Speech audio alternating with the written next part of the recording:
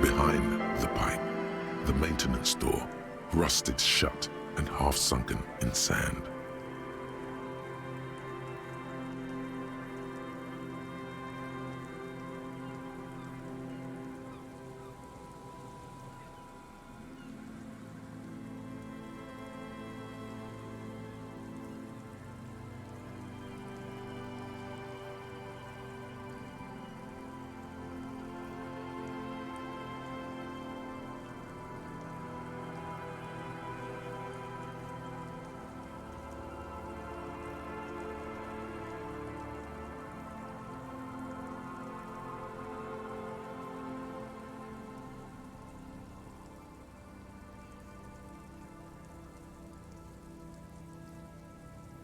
Given that this isn't a martial arts thriller, it's highly unlikely, and not without risk to our health either.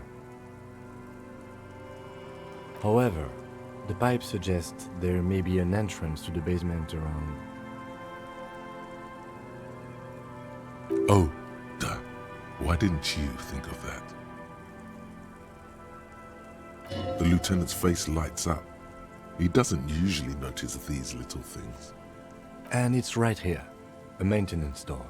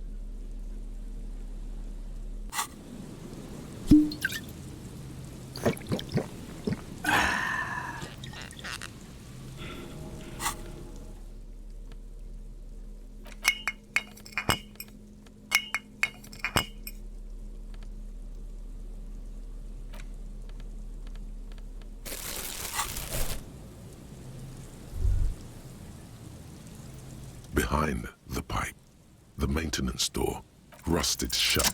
The metal doors are heavy, and the flaking rust hurts your palms. But, together with the lieutenant, you manage to slide them open just enough to squeeze in. Good work. Shall we?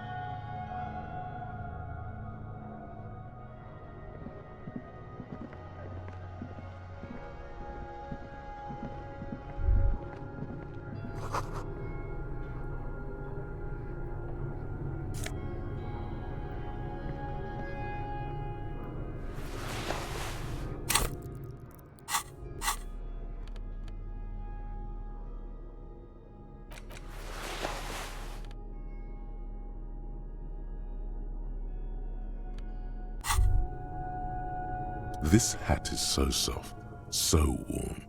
It wraps around your head, and your mind tingles with all manner of socio-economic theory.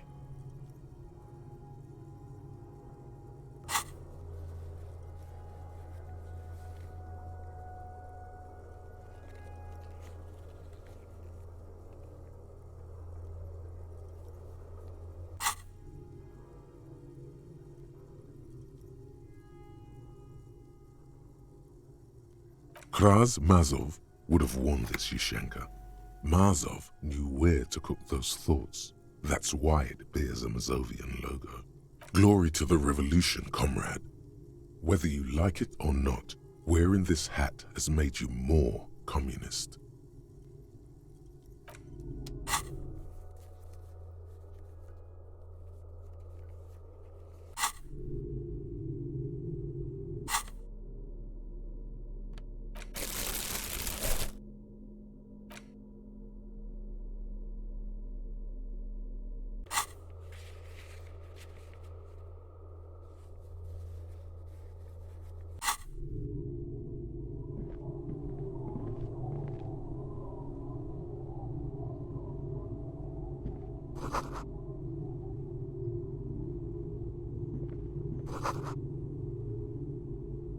A mustachioed and mutton-chopped man, amateurishly depicted, gazes at you with sad eyes.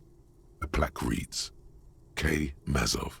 There is a spiderweb in the lower left corner of the portrait.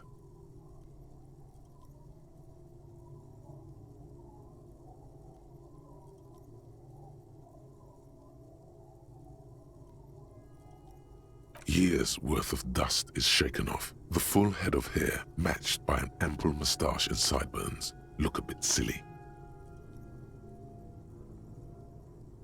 Someone crouches, heels digging into wet sand. Hands sweep across the sand, grains sticking to the frayed skin of the fingertips. An old man sits on a slab of concrete and taps his fingers against the glass of a scope. You shudder.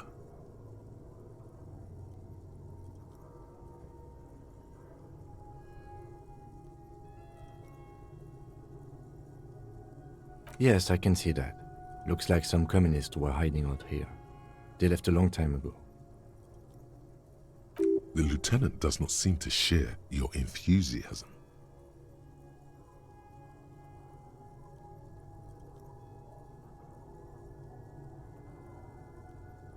Half a century?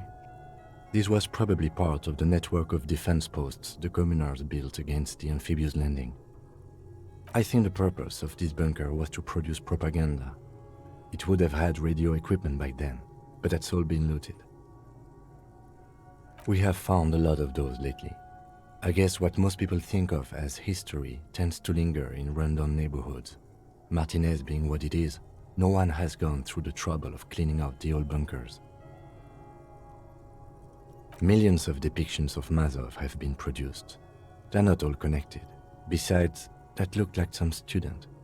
The youths always go for this kind of stuff. You mean like Ruby?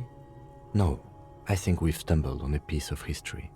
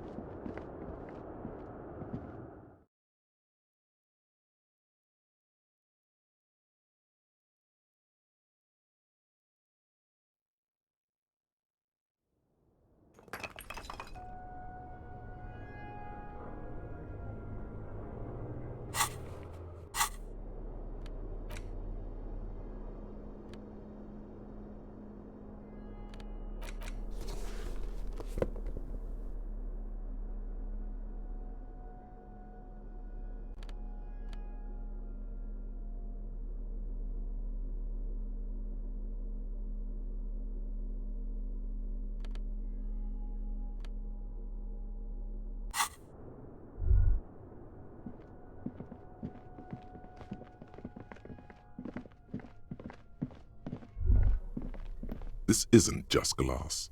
These are old computation components.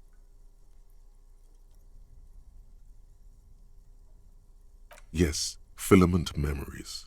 From the time when wires were cast in glass, slides with an inlaid nervous system. The how was a closely guarded secret. Something that was locked in safes in human heads across the river where they were manufactured. As to why, your fingers don't know. So it is. I think these used to form a single system, slotted in the wall.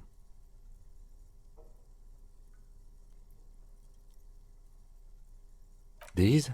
No. These are old filament memories. I hope you're not expecting to find a device here. You will be disappointed. All you will find here is pain. The rest of the building seems to have been picked clean.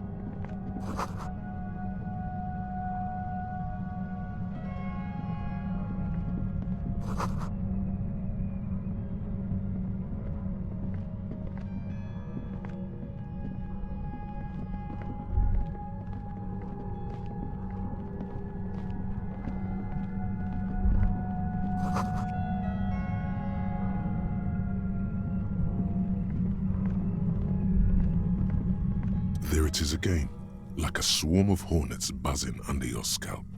A strange tingling you can almost smell. No. What do you mean? I don't feel it, but we should still be careful. There were footprints back there, and I'm pretty sure they were fresh. Looks like our suspect. If she's in here, we need to plan our next step carefully. Once we detain a credible suspect, who knows what the Union and the Wild Pines will do? We'll set in motion events we have no control over.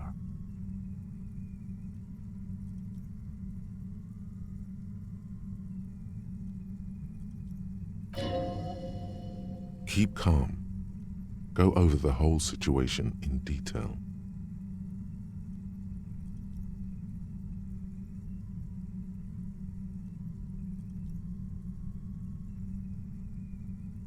We absolutely cannot skip that appointment.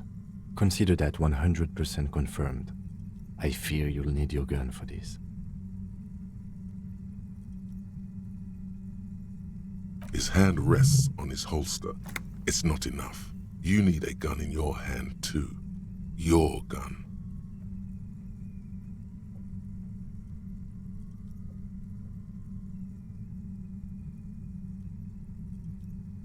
You're right. However corrupt he may be, nothing happens in Martinez without him knowing. We might have to dirty our hands, but... In this case, we can't afford to be squeaky clean. I leave that to your judgment. You already know what I think about cross-pollinating information like this. It's dangerous, but... He just can't be sure. Maybe it will yield something useful.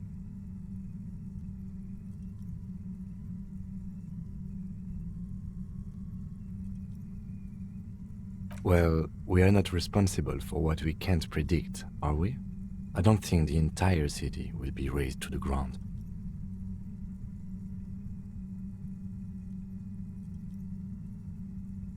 I think I see a cavern. Maybe more cellars? I think we've been careful enough. We still have the element of surprise.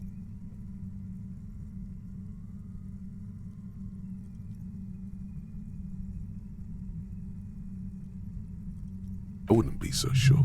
You haven't exactly been sneaking.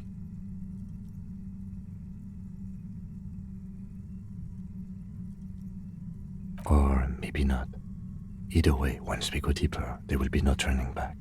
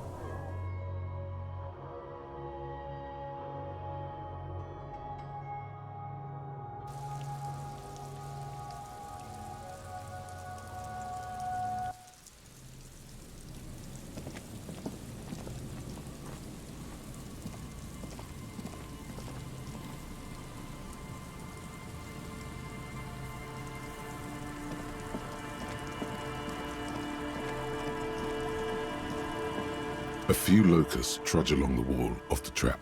Poor things.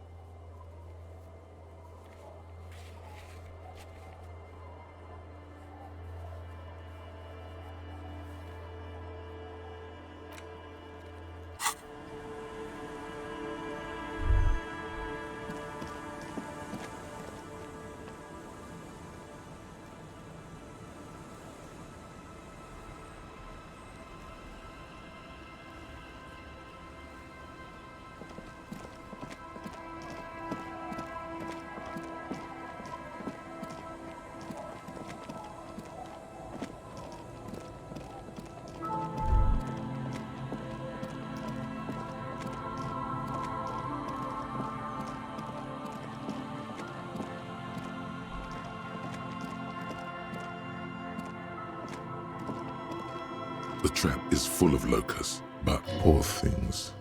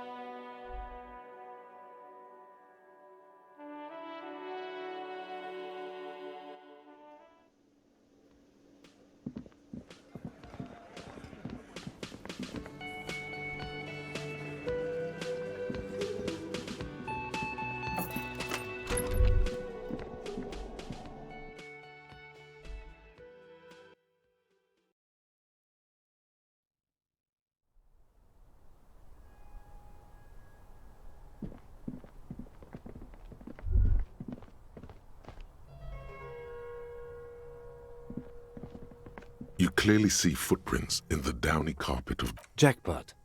These, unlike everything else here, are new. Large prints. One person has been here. Of course. Damn. Everything around you is quiet.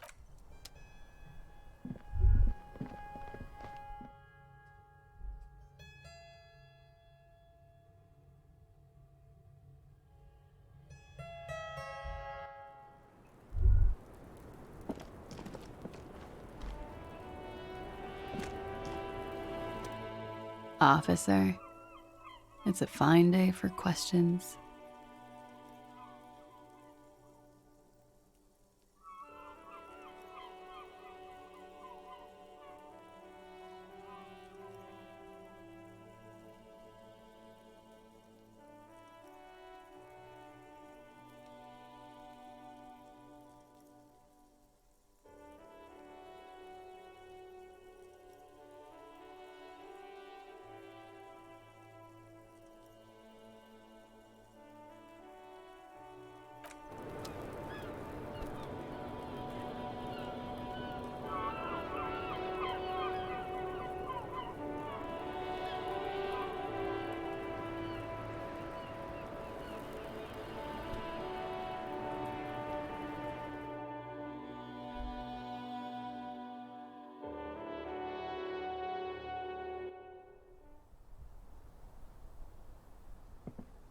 Two neon-lit shapes, a man and a woman having sex.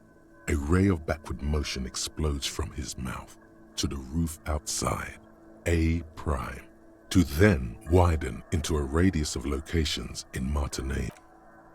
700 meters away, the likeliest of these B positions, 20% chance. A skilled sniper could have made the shot, provided he had a safe sniper's nest. Even with the light on inside, we're talking military training. At that distance, the perpetrator would have had to take wind direction into account.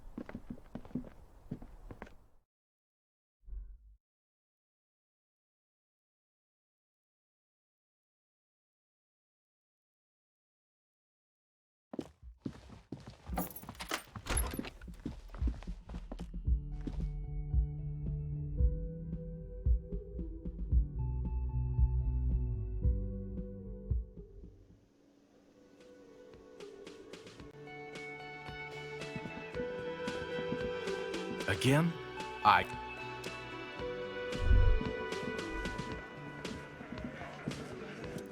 The Coppernado is back. What do you want?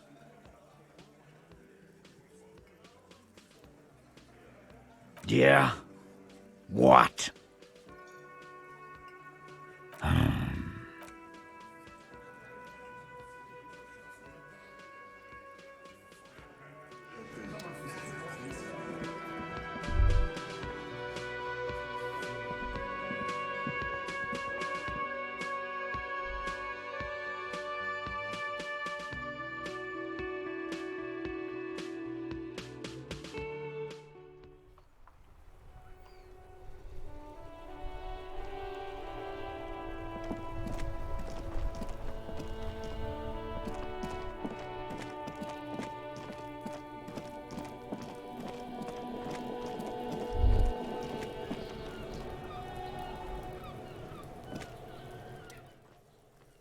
Fuck does Kuno care?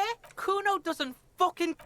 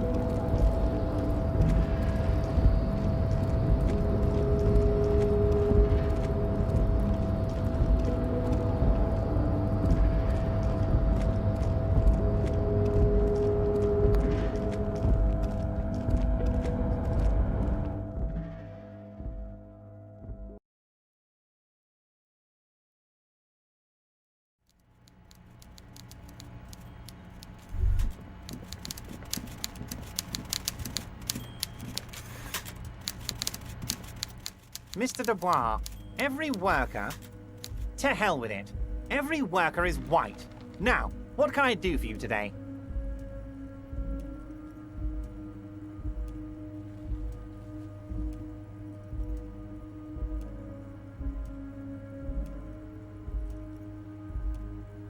Great!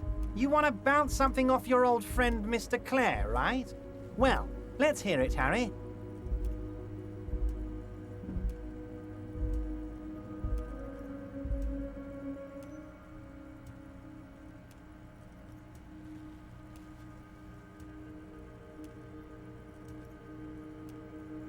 I'm just a nice guy, Harry.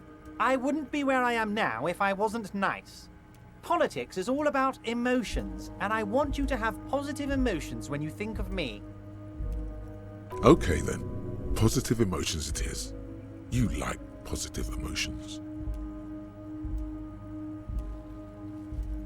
Yes, yes. Low balling, of course. This isn't a casino, Harry. Real people, real livelihoods are at stake here. But everything's a casino for those rich types. His expression makes it clear. This is childish and irresponsible behavior. Absolutely, Harry. What's on your mind? I'm always happy to educate and entertain you, my friend. So, what's on your mind? Very nice, Harry. Is there anything else?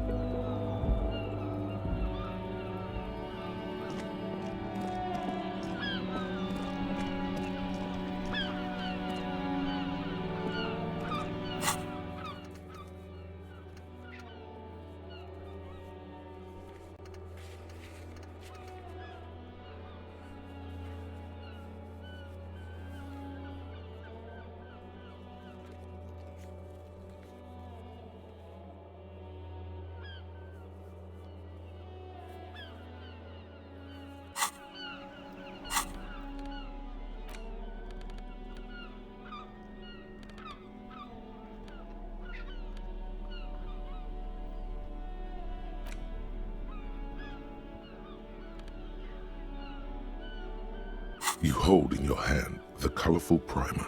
The title reads, A Primer for Small Kids. There's a bear involved. This book will show you the score, get you oriented with those basic concepts you appear to be hazy on. The anthropomorphic bear will give you the lowdown of your life. The alphabet. Every page has one word designating one letter of the alphabet with a faded illustration. Most of them are scientific and cultural principles. It goes as follows. A is for azimuth. B is for Boreas. C is for cosine. D is for diamite. E is for ellipse. F is for phlogiston. G is for gamete. H is for homeboy. I is for econ. J is for Eura. K is for collapse. L is for laudanum. M is for myriad. N is for nadir. O is for aureole. P is for perihelion.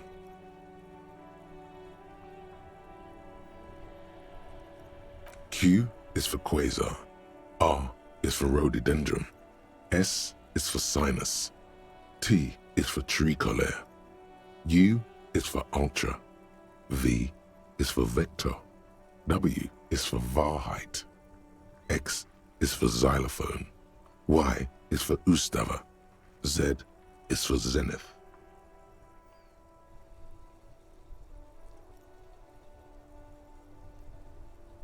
That's it. You know the alphabet now. Good. I also know the alphabet. It is a very useful skill to have, he thinks, for all sorts of life activities like reading and... Every page has what A is. H is Q. That's it. You know the alphabet now.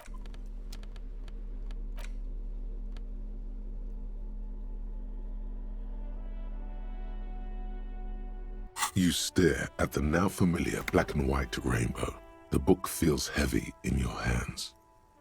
In cold, detached prose, the author describes a scene from one of the Yugoslavia riots in the 20s.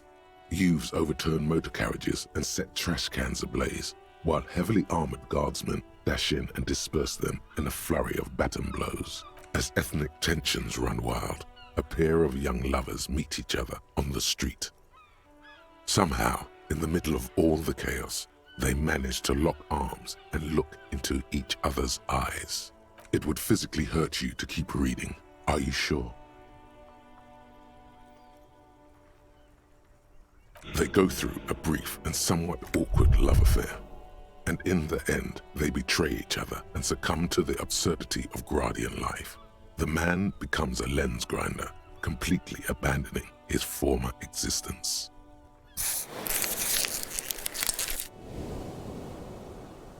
He toils through the daily drudgery at the Lenka Polyfabricate. Happiness and fulfillment have eluded him his whole life. And in the end, he has nothing to do but dedicate himself to the craft. She spends the next several decades standing at a conveyor in a Sosnovyj fish processing plant. The smell of fish guts slowly seeps into her hair and skin, as every single one of her dreams dies, one by one. The memory of their short time spent together tortures the former lovers ceaselessly until the end of their days. Years pass in solitude, their bodies growing ever more decrepit. As life leaves their remains between the soil sheets, their final thoughts are filled with regret.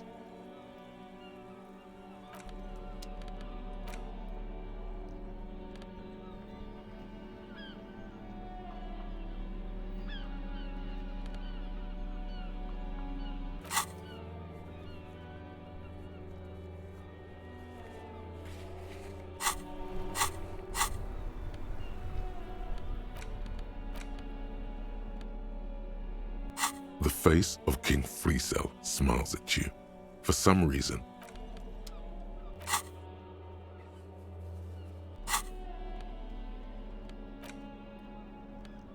medicinal purposes of the pearl.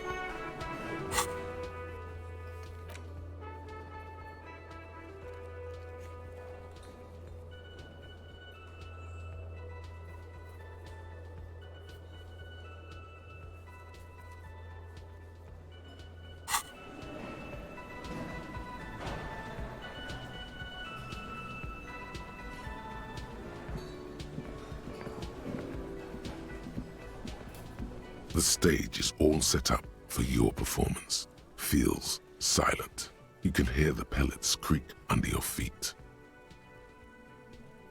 You feel a little dizzy, a little unsteady suddenly. So, are you ready for your thing now? Let me know when I should turn on the karaoke carousel.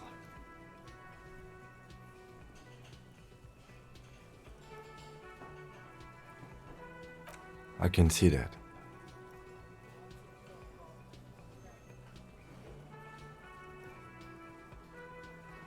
Immediately, a loud feedback noise startles the room. You feel like an amateur. How are you supposed to hold the mic? Should you just sing into it? Where should you stand?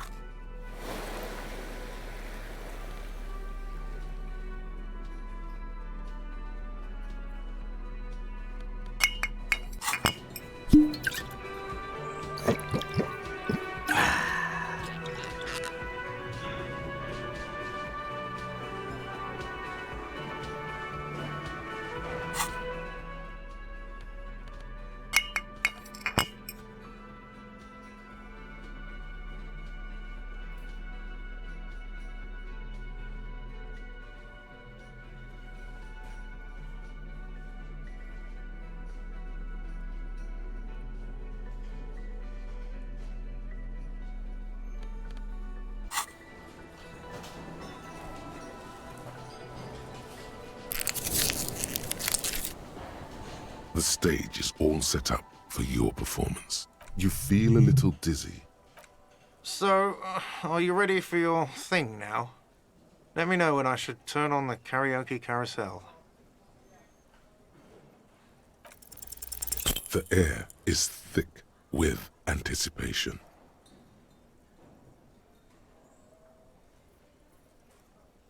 Someone dims the lights as the music starts. A lump's in your throat suddenly.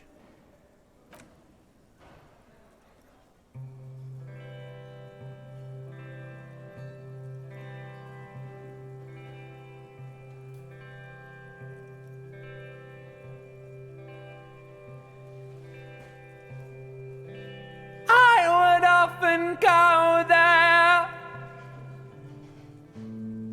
to the tiny church there, the smallest church in Sanson.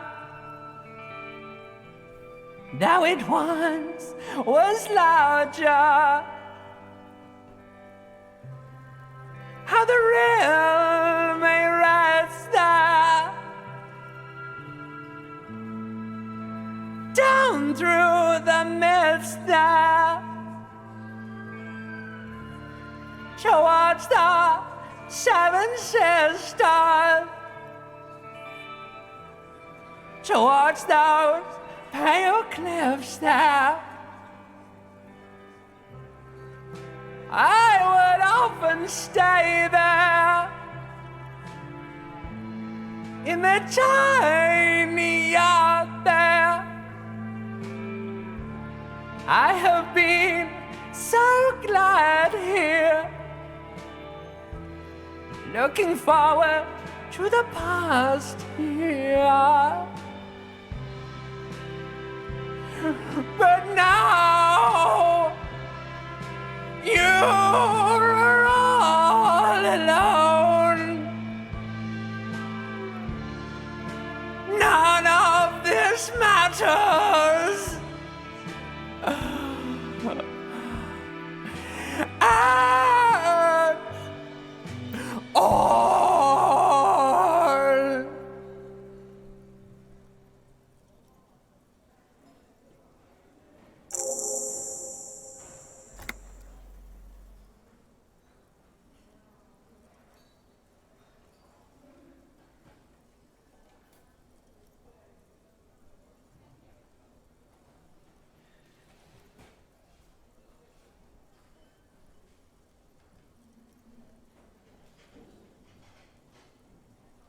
Do you hear that?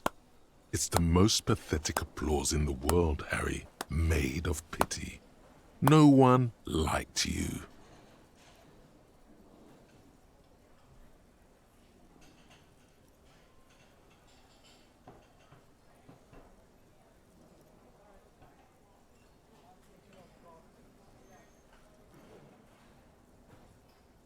You hear, or think you hear, uncomfortable shifting around. A bit of laughter, maybe. No one saying anything.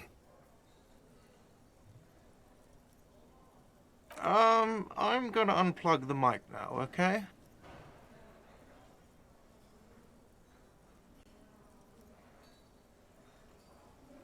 That's it. I'm unplugging it.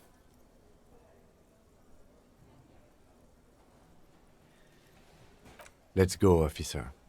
These people wouldn't know a good performance if it beat them in the ass. Detective Dubois, it was downright tragic. Now, let's go.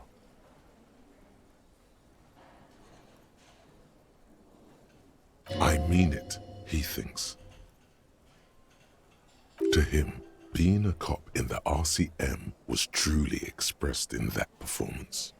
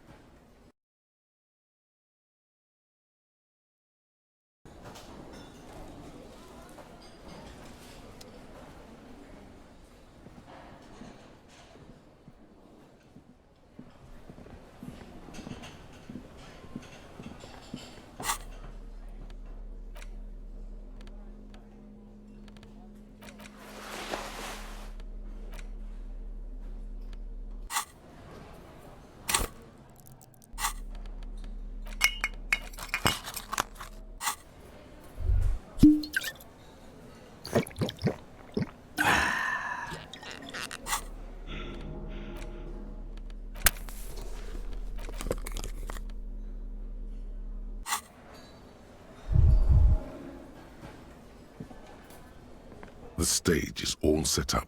You feel a little dizzy. So, are you ready for your thing now? Let me know when I should turn on the karaoke carousel. The air is thick with anticipation. Someone dims the lights as the music starts. Okay, here we go.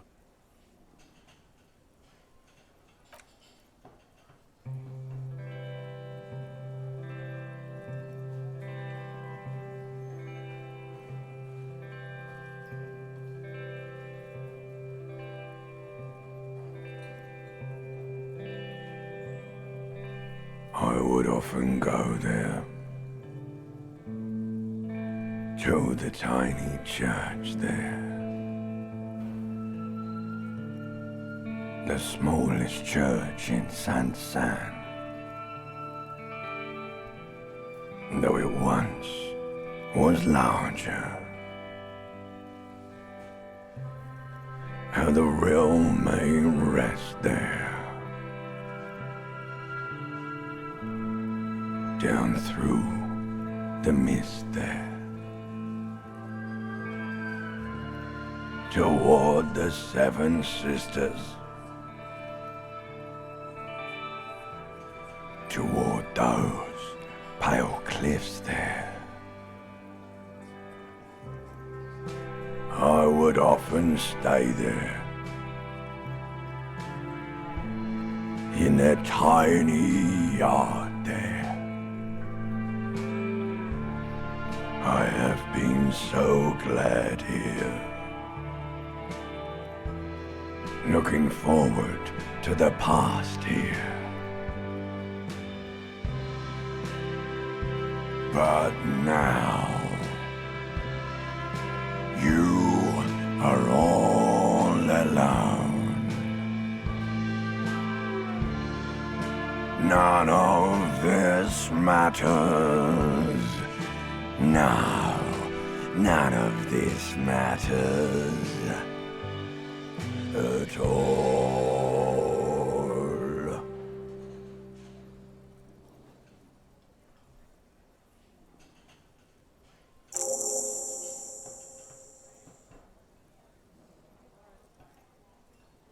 A lazy applause fills the room.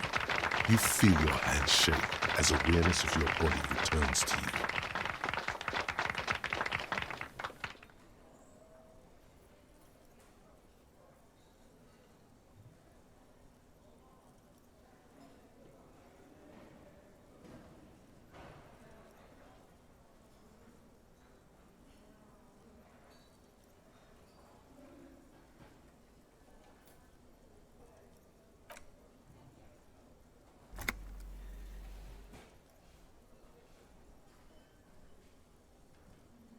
This guy really carried you.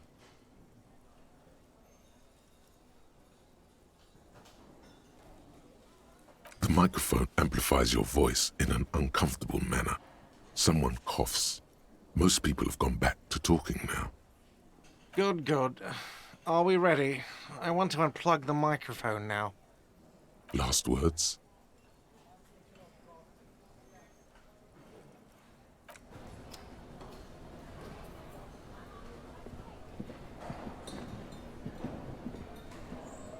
Yes?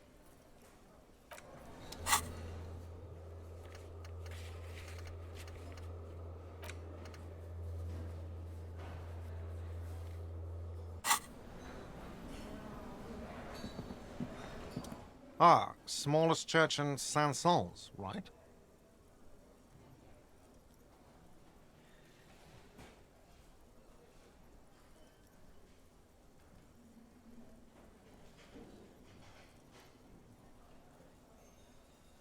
It was all right.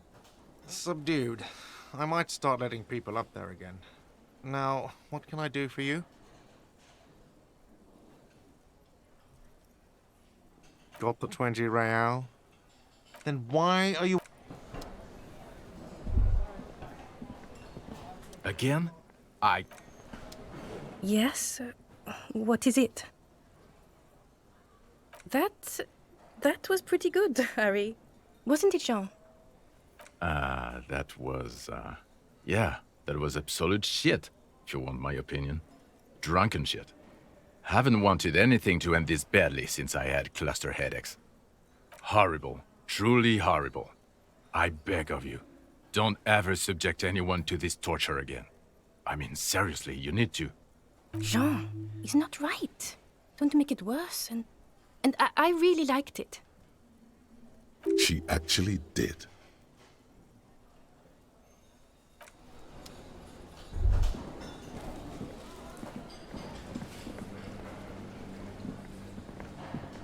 The man ponders his cooking utensils and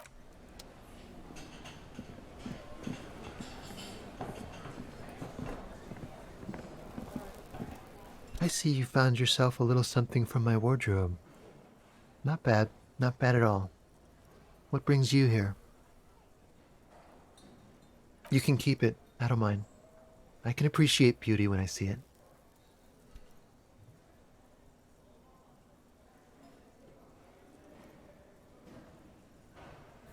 Blend in where? At Carnival? Bye-bye, gendarme.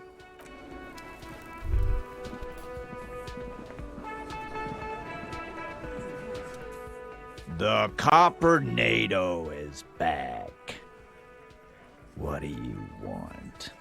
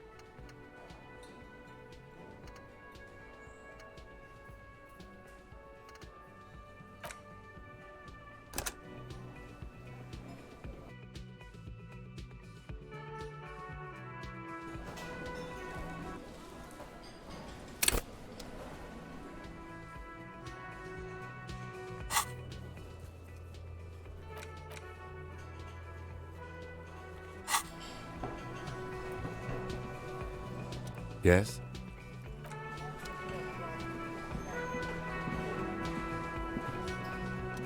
Wow. Just wow.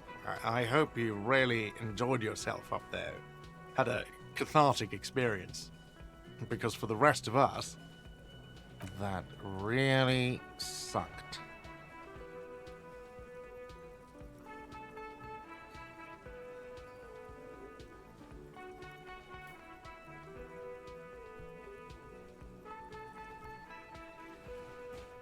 I get it. You were purposefully shit. So original.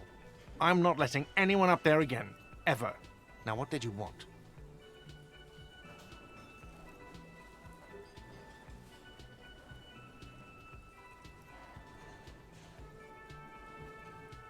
Got the 20 real? Then why are you...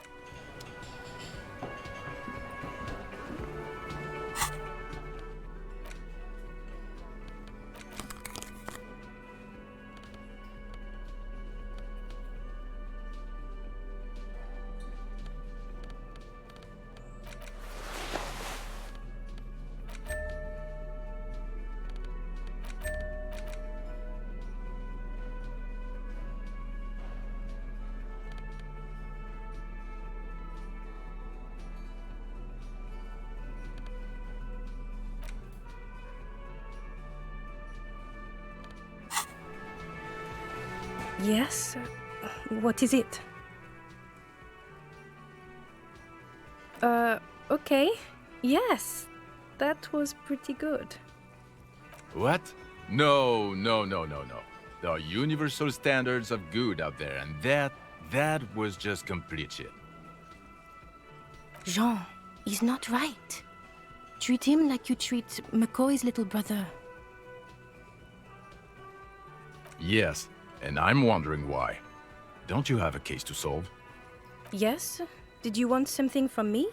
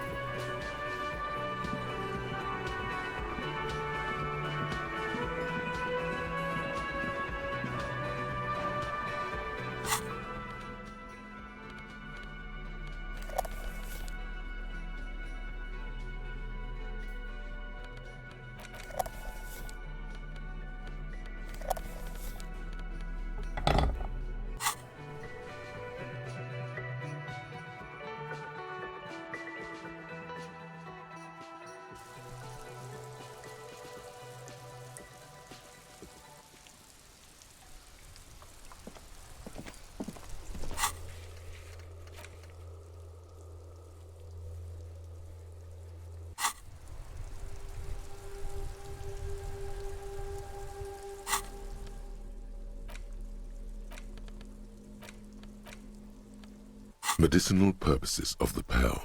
The cover of this heavy tome features a number of esoteric symbols. Very well. First, choose a base ingredient.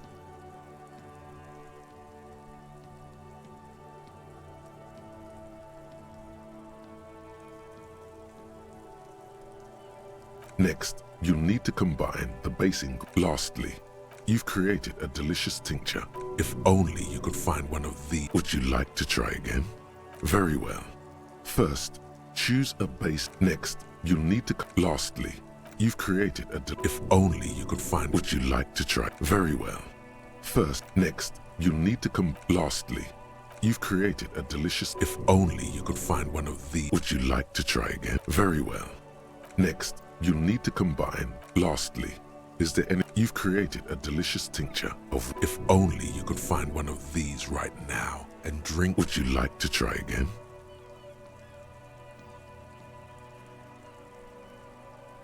Very well.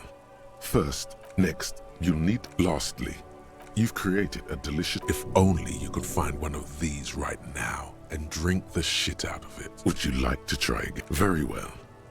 Next, you'll need to combine the base ingredient. Lastly, is there any? You've created a delicious. If only you could find one. Would you like to try again? Very well. First, choose a. Next, you. Lastly, is there anything else you'd like to add? You've created a. If only you could find one. Would you like to try again? You close the book and find yourself staring at the.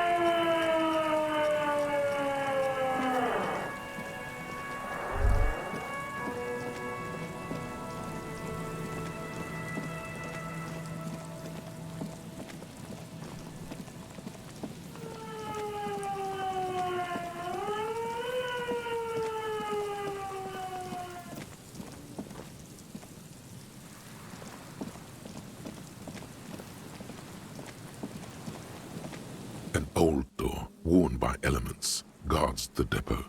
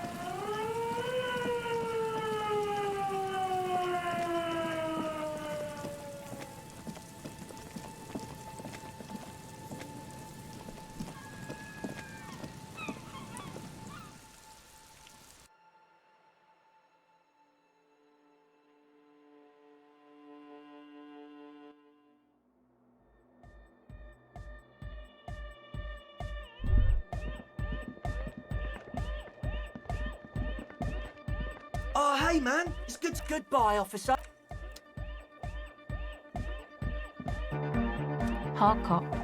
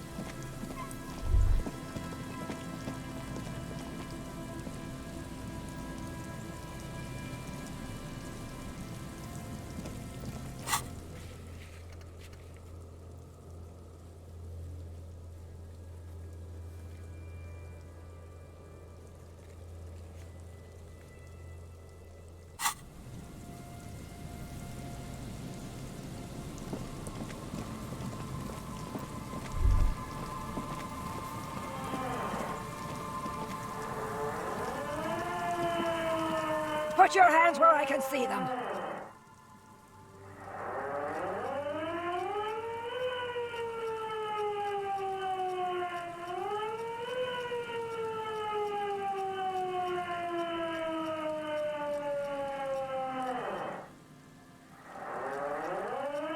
Show me your hands.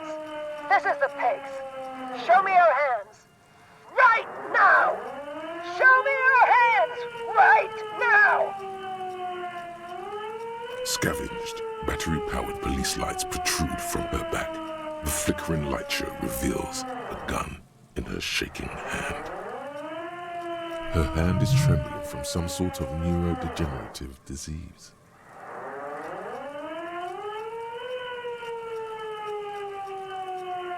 Madame, please drop the firearm immediately.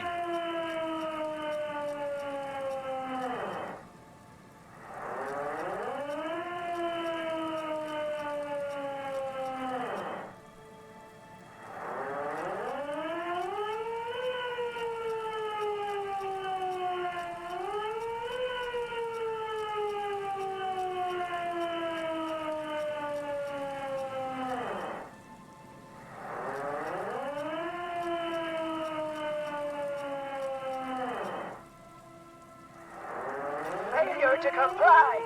Suspect is displaying aggression. Officer, under duress! Officer, under duress! I am the police. Don't move.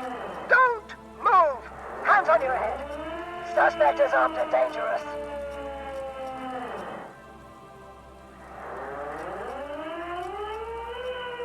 Suspect is on the loose. Suspect at large. Officer, administer street justice at our own peril. That one extra lick with a baton or extra knee strike above was what was actually required.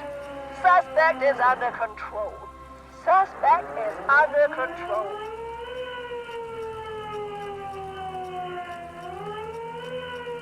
Be careful, detective. Don't do anything that might set her off. You'll have to go for the gun sooner or later. Perhaps you can learn crucial facts before you do.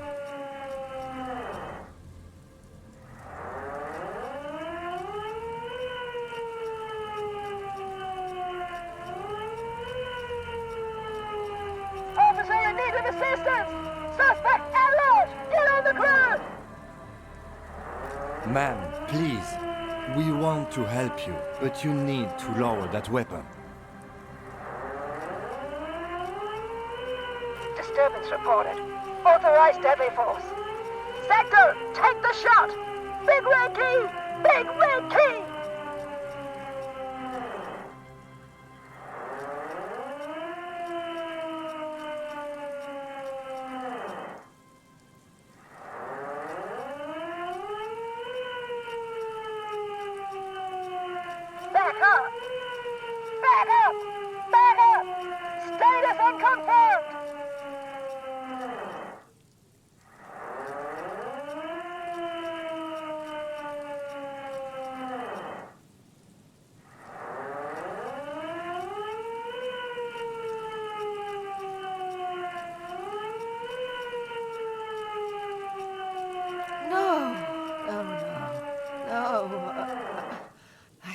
Mr. Moran.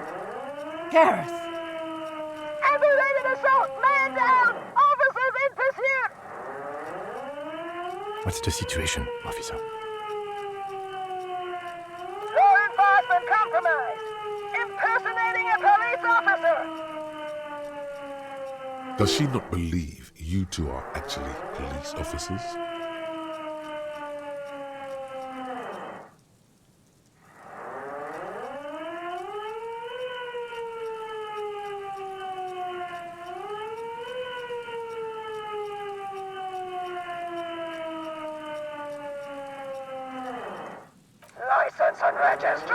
License and registration! Come in, dispatch!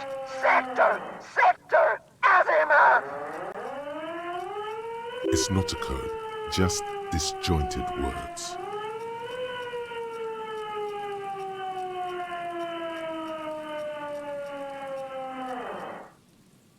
It's a goddamn police shitbag! Hug the pavement! You're under arrest! As she waves her hands, you notice familiar-looking ampoules and packets sticking out of the mountain of police gear on her back. Medicine or drugs? She thinks she's a police officer. Try treating her like a police officer, a lower-ranking police officer.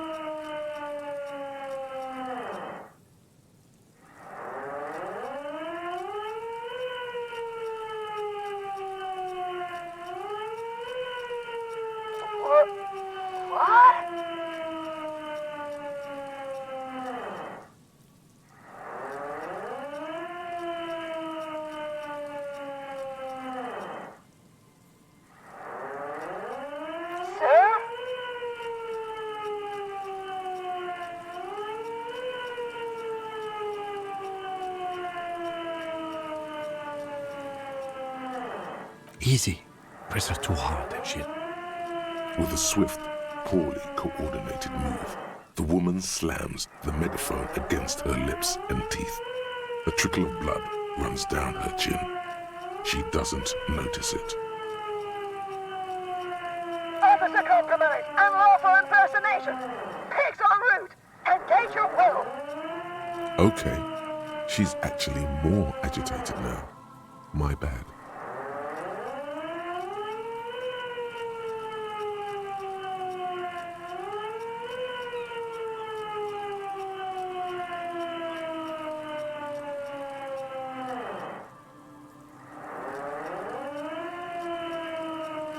We can't leave. A delirious civilian is pointing a firearm at us. Your firearm. You need to solve this.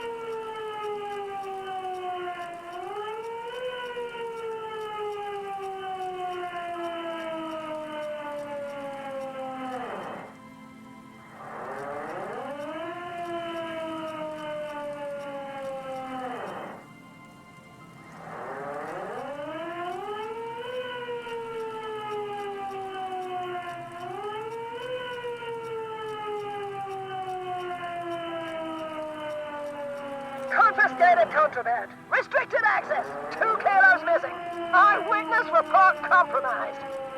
I don't think she's on drugs. Being off drugs might actually be the problem here.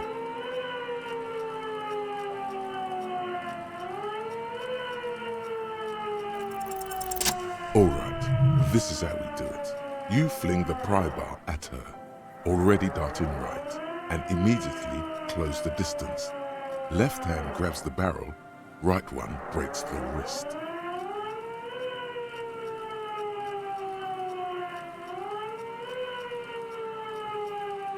No, that won't be necessary. Look closer. The gun, all 3 barrels, red and blue light shining through. It's not loaded.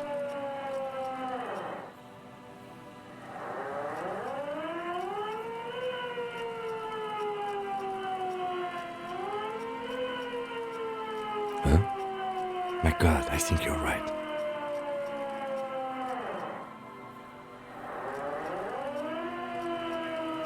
What?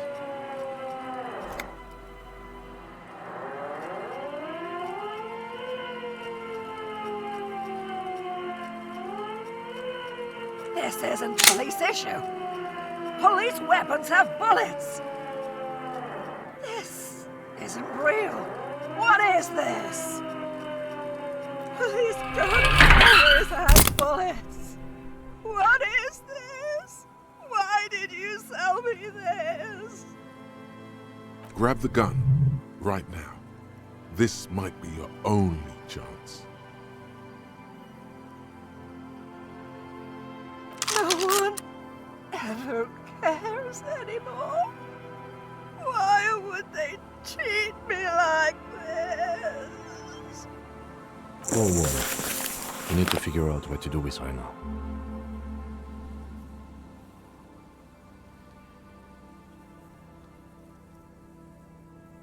Nobody's ever around.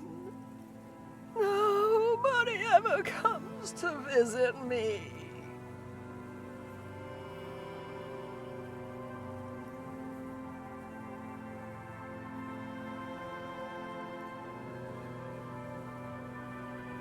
She's in a stupor. I've seen this before. God knows for how long. Could be days when they get like this. Honestly, I don't know. Dementia, probably. Dementia and Channel 8, and loneliness.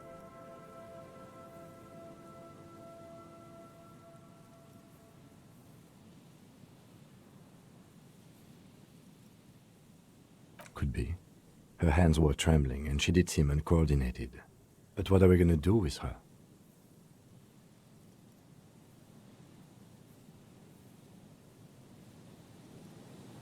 Her scratched skin is warm to the touch, but the person inside doesn't even know you're there.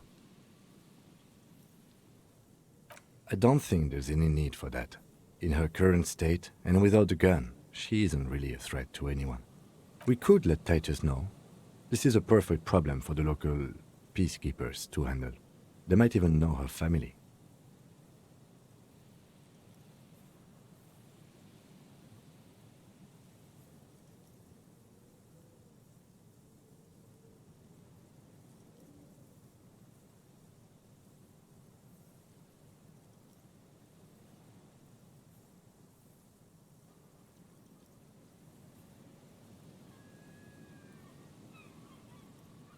Then we can ask him once we get back to the whirling.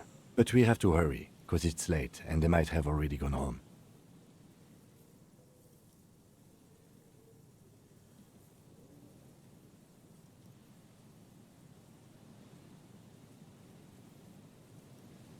But I think we are done here for now. Let's head out. This is done.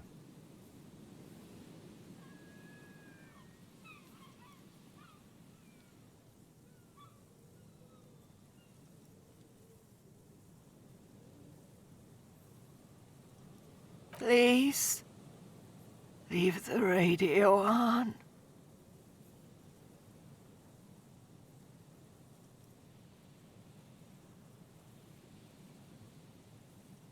She stands motionless, just a heap of clothes and fleshes now. Maybe if you search her once more.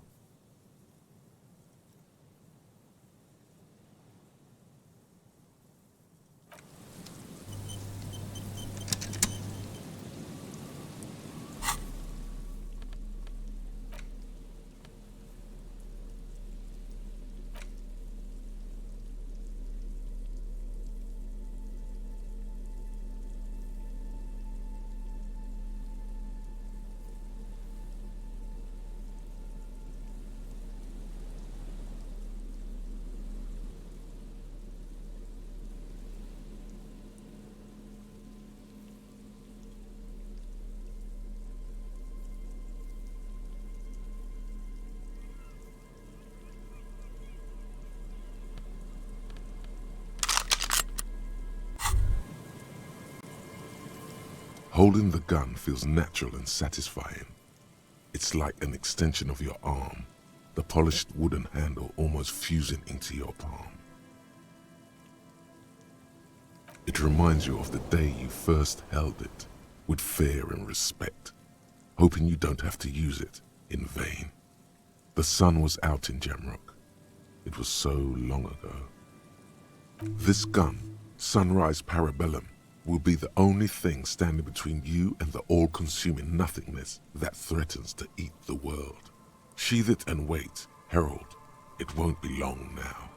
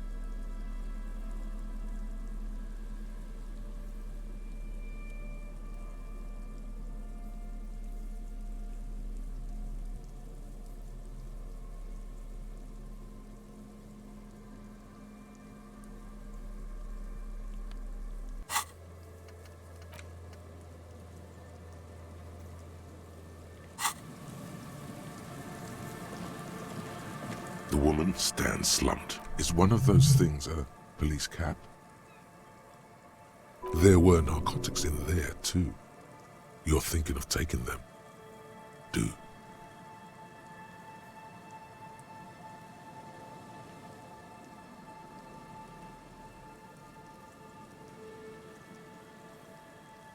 She doesn't even flinch as you reach out and disentangle the familiar-looking lieutenant's cap from her mountain of RCM paraphernalia. Oh, is that yours? It's hard to say.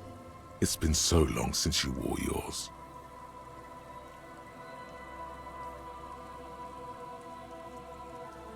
It's your hat.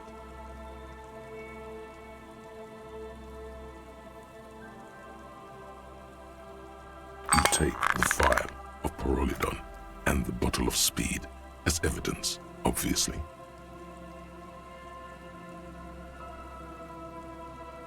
You might not want to take those. You seem to have a slight problem. Listen to him, for once.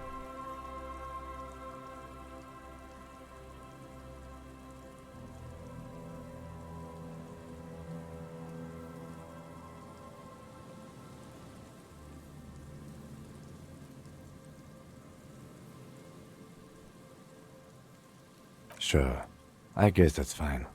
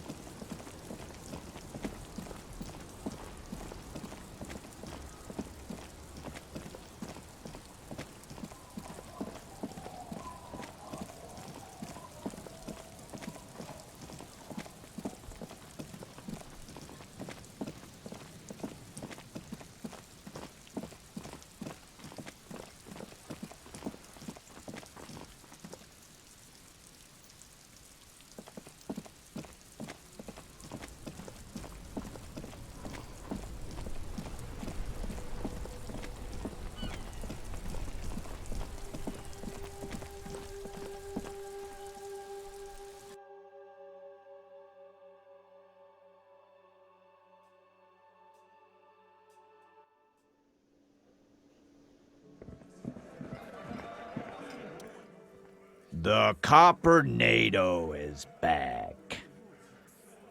What do you want?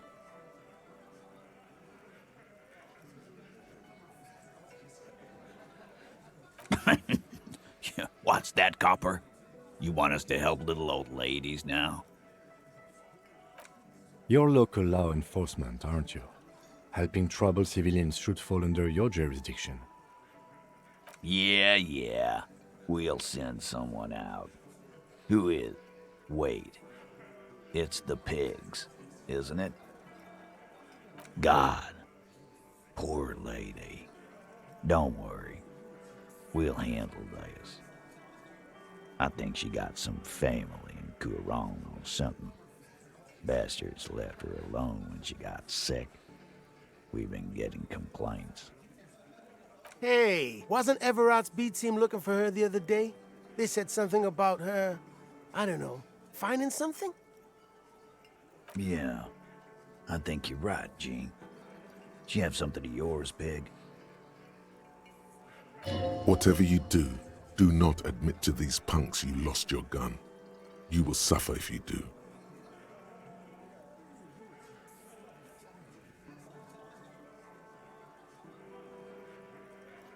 No? Well, whatever then, Copper. No. They totally said what it was. What was it? Anyone remember?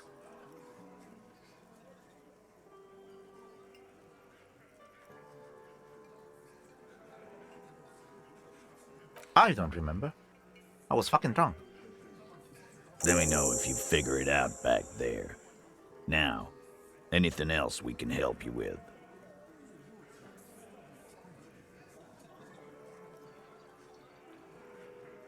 Auntie LaPlante, we always called her. Something LaPlante. Marianne, amigo.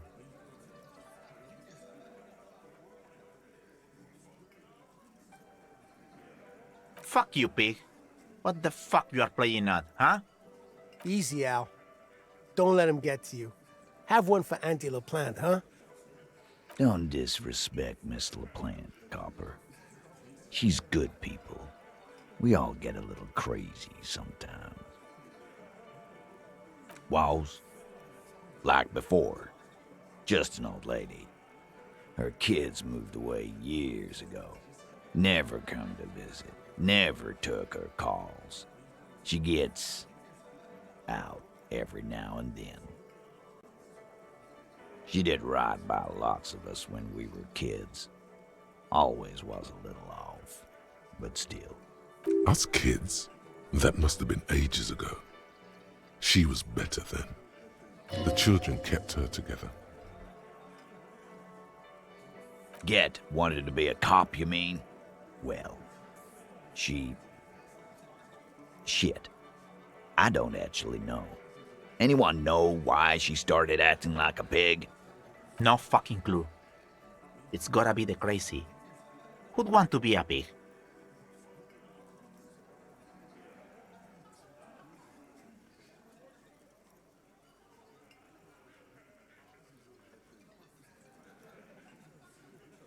No, I didn't.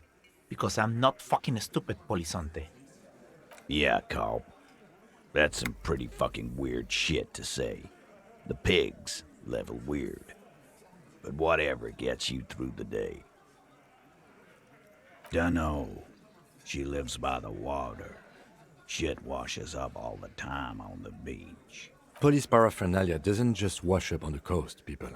It's not like we dump it at night. She bought it, collected it.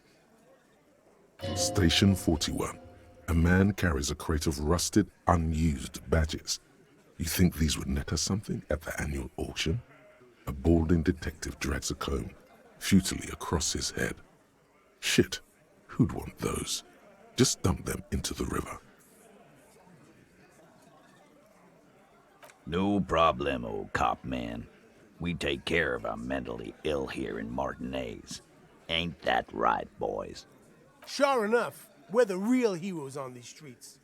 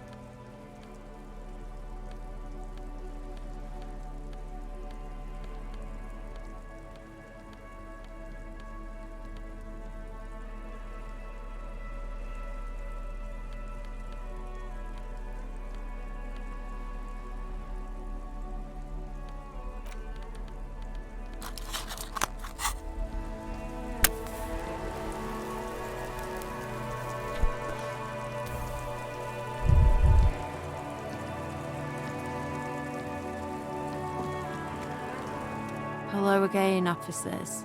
Have you come to admire my mural?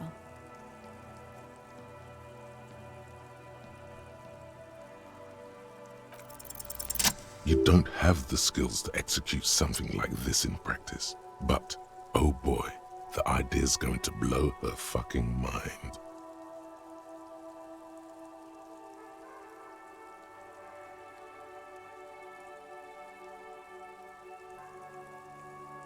She squints her eyes.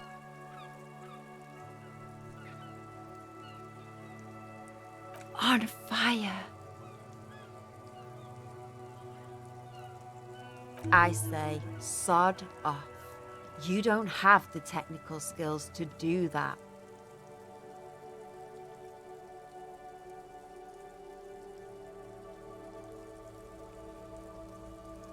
Didn't we all? I like your idea. Should have thought of it myself. I don't need this kind of competition in my neighborhood.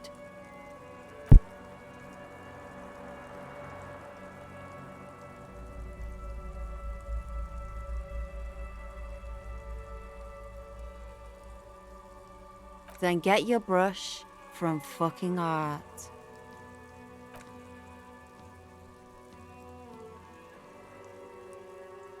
You're a police officer and a grown-up. Why are you trying to impress her? Maybe try a different approach, like climbing up there.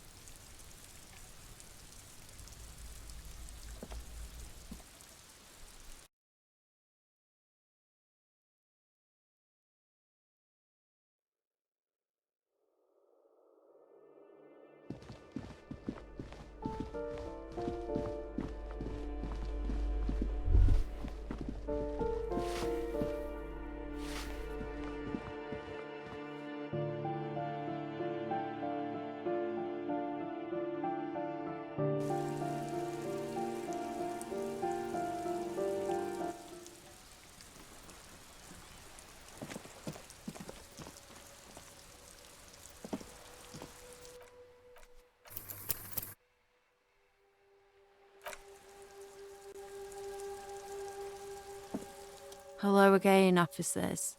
Have you come to admire my mural? Ooh, police brutality. That's the good stuff. Have you got any kids? Because you sound like the world's saddest dad right now. But fine, take the brush. I'm all out of fuel oil anyway. You know what you've got in that fuel canister you scavenged from your Kanema? Red-dyed heavy fuel oil. Time to get to proper work, artiste.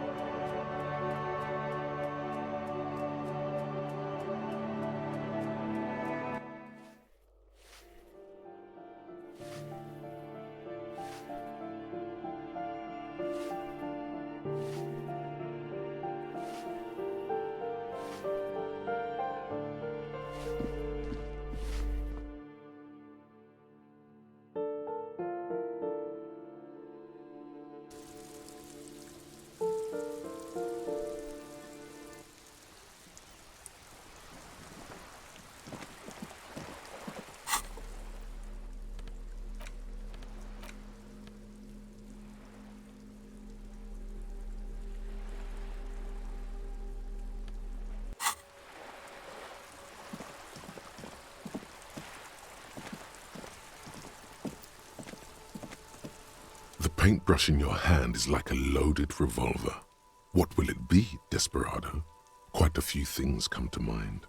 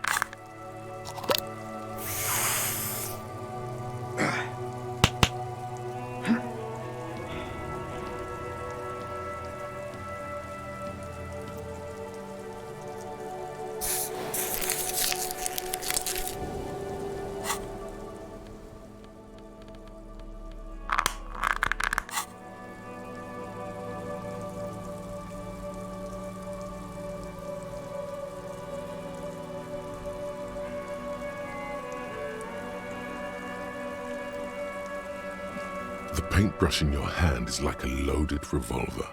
What will it be, Desperado? Quite a few things come to mind.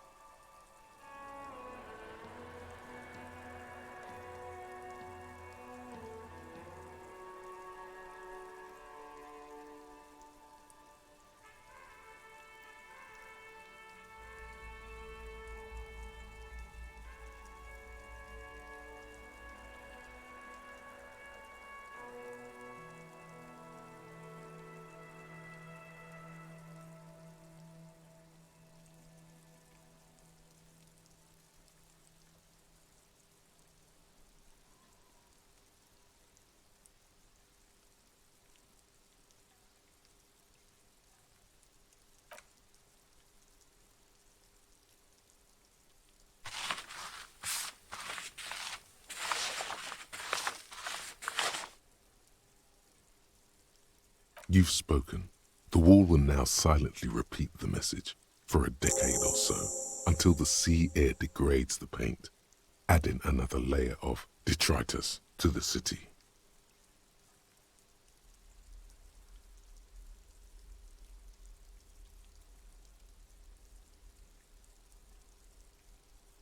Very poetic. Real poetry. Should we return to our murder investigation? I hear there's a really bad one we are supposed to solve.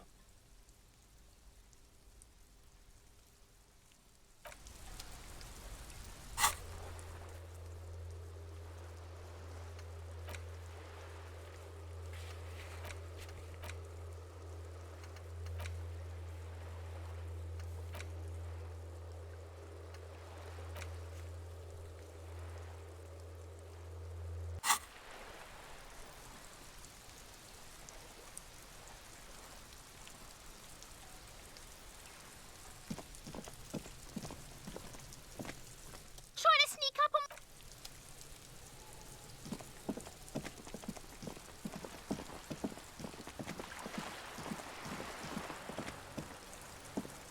Hello again, officers.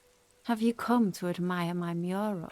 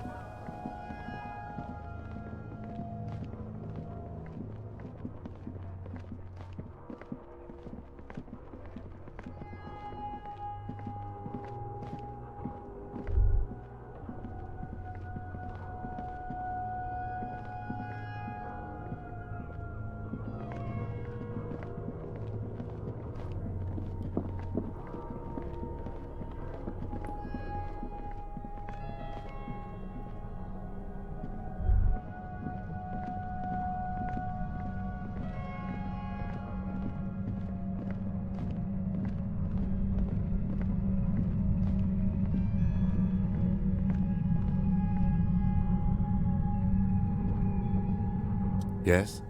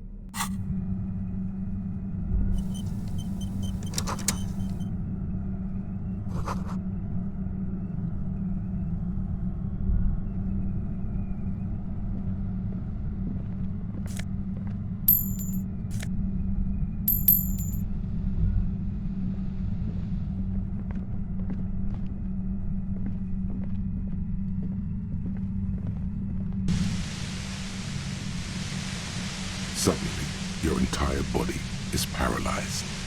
Aggressive white noise fills your skull. A strange pain, like you've never felt before. Through the static, you hear a woman's voice.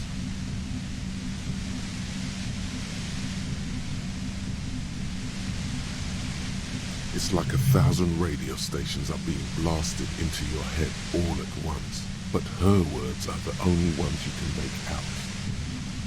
I know you're feeling pretty uncomfortable right now. Don't move too much or fight it. That'll just make it worse. I can't say it's a pleasure, officer. I was really hoping not to make your acquaintance. But here we are. The voice coming through the whirlwind of pain is not malicious. She doesn't want to hurt you, but she has to. Doesn't wish to hurt you, not according to your ear canals. Wait, no, not even your ear canals. This is going directly into your neural pathways.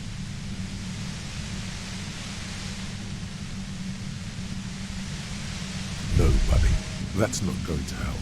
You can't shield yourself from this. It's an entirely new type of experience, way worse than all the previous ones. Don't focus on the pain. Focus on doing your job. Tell her she's under arrest.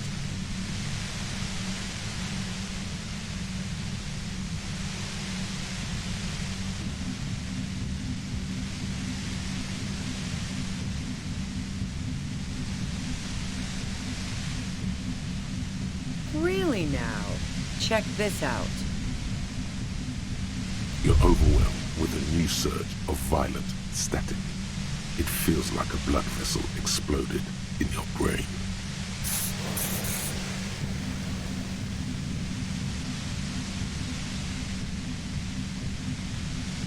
I'm using a pale latitude compressor.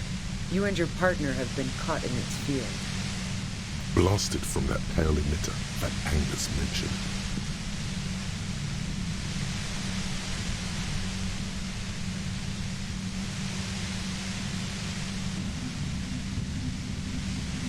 Saw my equations? You've been sniffing through my lorry, right? I expected as much. I am a bit surprised you knew what you were looking at.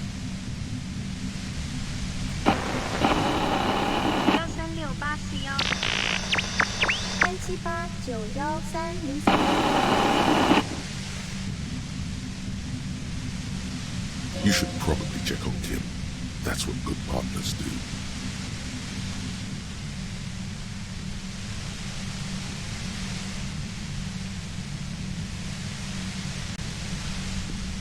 A pale latitude compressor is used to sort of make the Pale more manageable. With a lot of these, you can force a radio signal grid on the Pale, literally crunch the distance across it.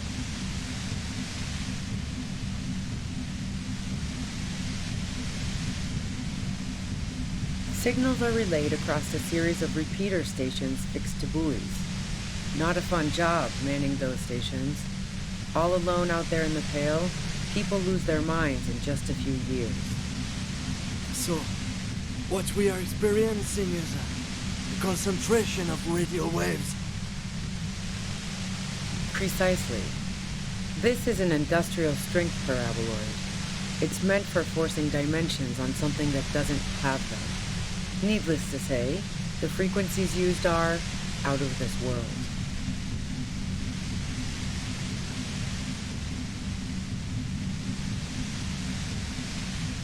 At the upper limit is the large prime number generator station.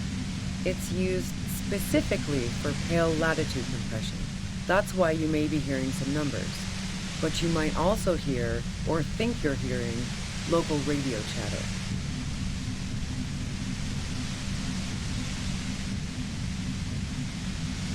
She's been holed up in here for a while with no one to talk to. Keep her talking, and you just might get an opportunity to break you loose.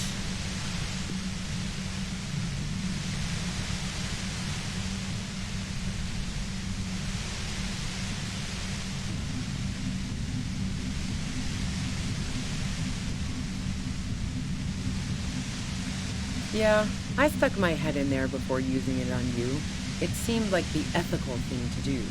Can't say that I enjoyed it. The field was weaker, but I can imagine what you're going through.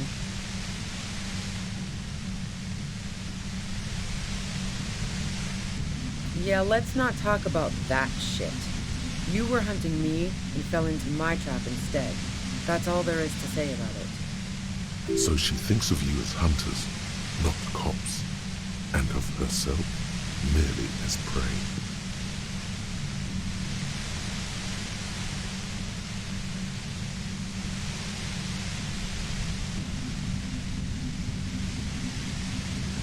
If you've got something really important to say, you can do it through the white noise.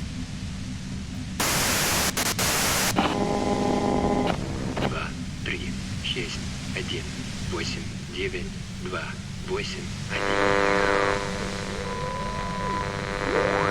You're looking for a deal on mattress. Free! At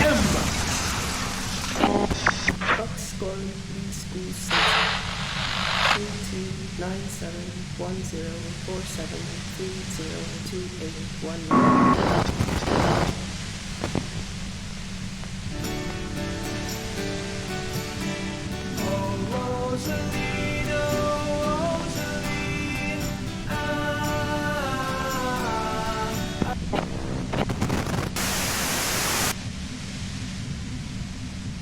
Turn this.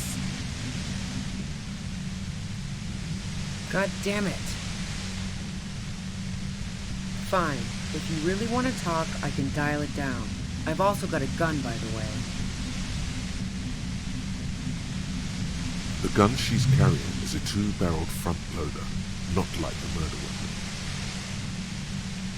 Well, it doesn't feel much better, but you can form sentences now. Thinking doesn't seem to hurt as much. Just keep her talking, and you'll get through this. There's only 3 meters between you and the machine. If you keep her distracted for long enough, maybe. Be careful when you make your move. That'll be it for questions. Bide your time.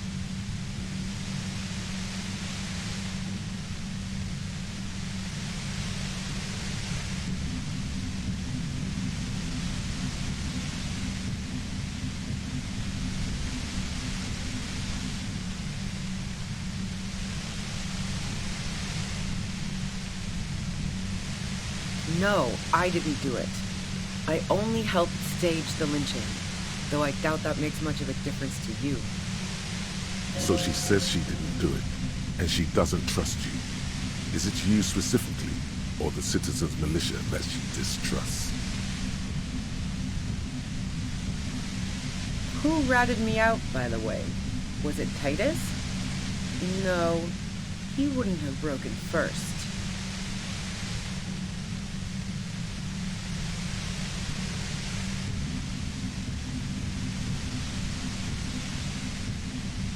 Nah, she didn't crack. She's a survivor. If she told you anything, it was to save herself. But she couldn't have known I was on the coast. How did you find me?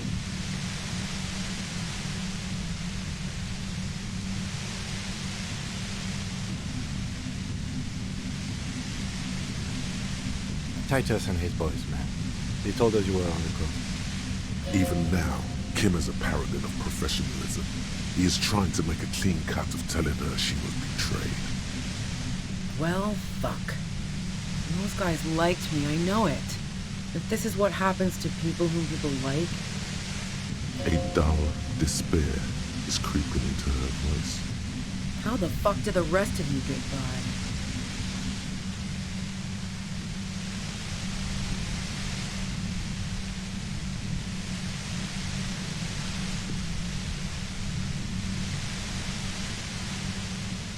I did, didn't I? Now you've come for me. Fuck them all the same. That did make her forgive them. A little.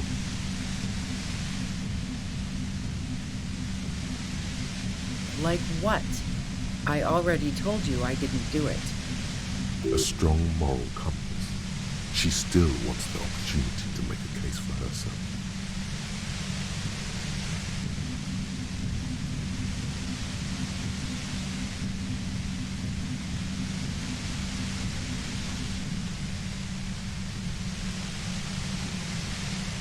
Man, I was with the boys the whole night.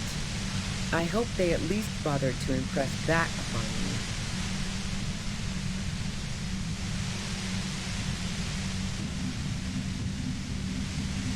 You mean the length of a toilet break?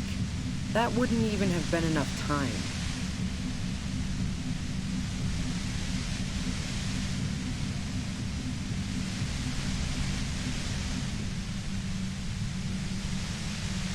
Wow, now I'm curious. Please, explain.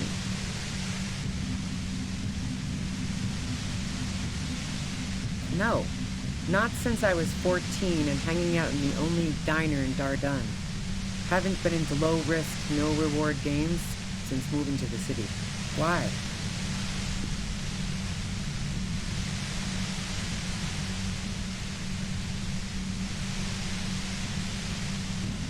Don't know it, but also... Evaluating your competence as a police officer. The shot couldn't have come from the roof, or we would have all heard it downstairs. She has a point there. No one mentioned. That didn't go super well. You've got to lay something better on her.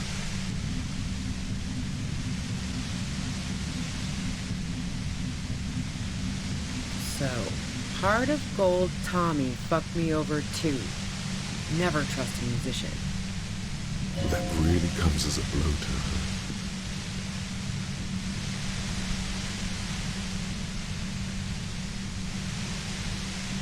her. Okay, great. You got into my lorry on your own. What now? You're going to arrest me for drug trafficking? Beneath it, she's relieved Tommy didn't betray her.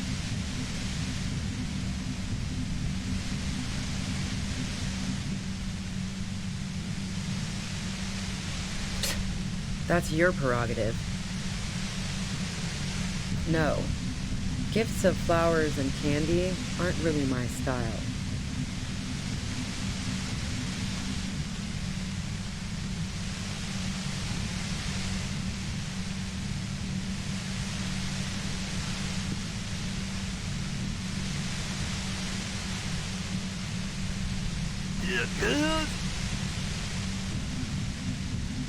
She deliberately avoided naming the mob she worked for.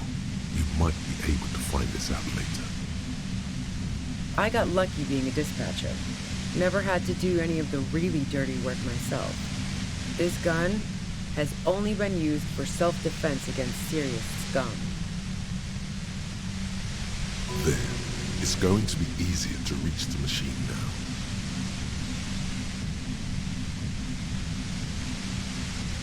Based on what I've heard about you, you are serious scum.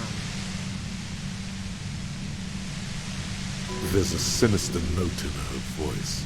Even with the gun and the compressor, she's afraid of you.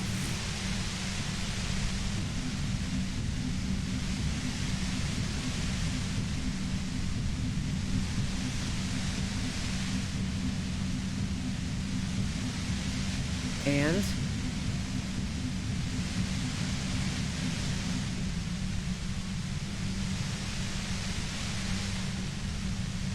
The gun store.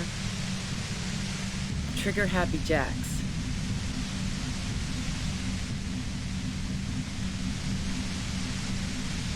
What did you think? That I'm going to squeal on my gun supplier? Sorry, I'm not that kind of gal.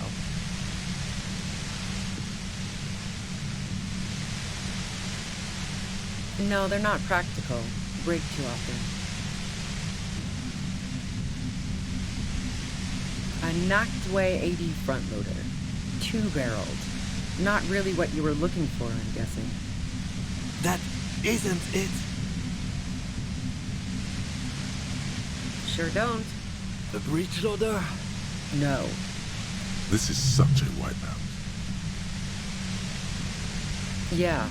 Evidence.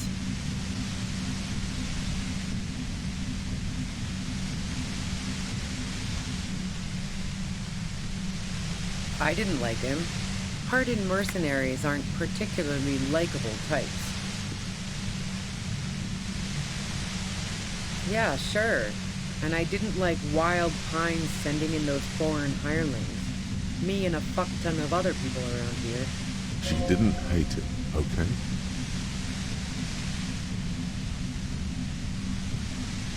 I'm listening. Who doesn't? Oh, you probably mean Claudia's rooftop. Sure, I've hung out there. She's got this great antenna.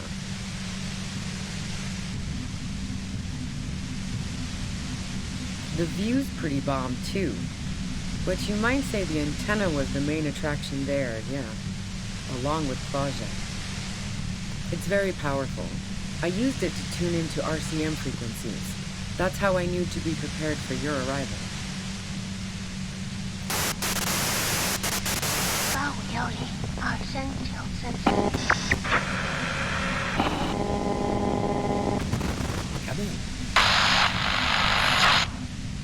Yes, I'm sure. And anyway, as I said before, the shot had to have come from afar. Yeah? Where?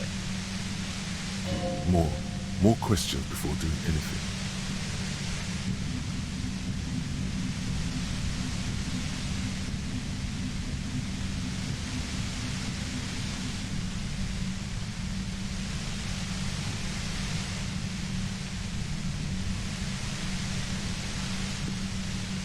I saw you roll into town. I wasn't about to stick around for questioning by a goddamn la puta madre agent.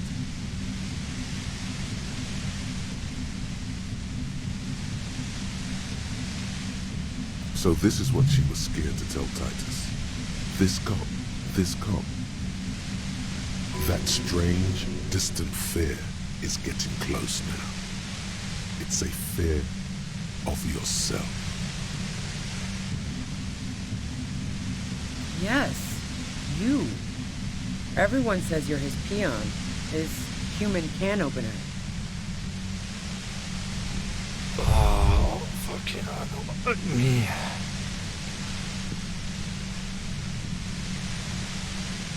Fucking hell. And why me? You hear through the white noise. It's especially bad suddenly. Felt like a vein exploded.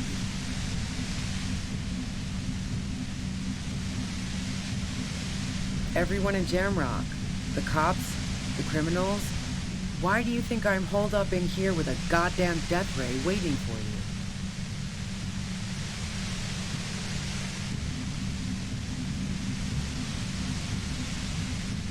Is that a joke or a threat? I'm guessing both.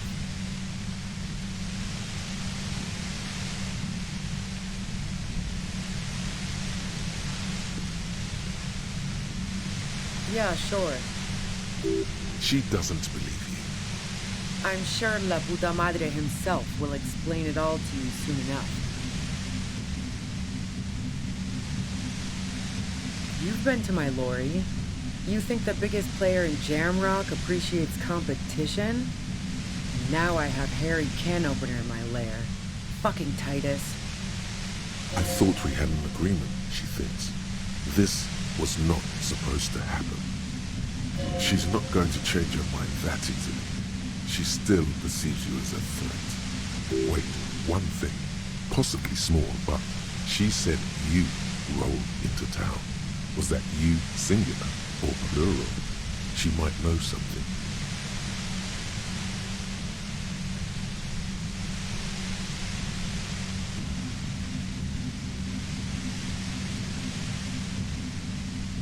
Yeah, you had your death squad with you. What happened to them anyway?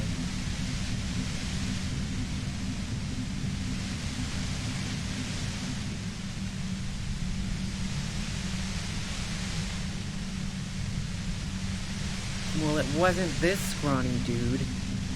You had 2 guys and a lady. The guys looked pretty buff. Lady wasn't bad either. One of the guys seemed chipper, a blonde. The other had a brooding something or other about him. And the woman was the only one in uniform. All were carrying. That sound about right? Satellite Officer Vic Mayer looks out of the window grimly, then puts his coffee down and turns to Patrol Officer Miller. We can either take a room here in the Whirling or go home for today. Let's go home, Jean. Nothing's going to happen today, she responds quietly. Jean takes his blonde wig off. Call Heidelstein. He can give us a ride.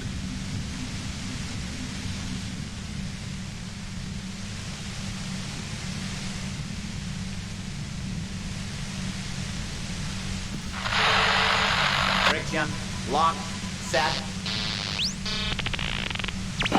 Don't leave me here. Please delete. Fantastic. I've got to get on the road.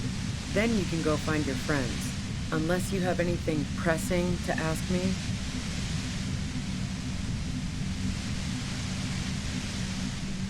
She eyes you warily, as though gauging your sincerity. She's refusing to adopt the demeanor of a cornered animal, a leader with no one to lead. She still wants to retain some control of the situation. It's okay. We just want to... All right, don't kill yourself over it. I was shooting the shit with Hardy and the boys over a few beers, like always. Then Klasha comes in, all pale and shuddering. She sits down with a drink, trying to steady her nerves. So I grab a seat next to her.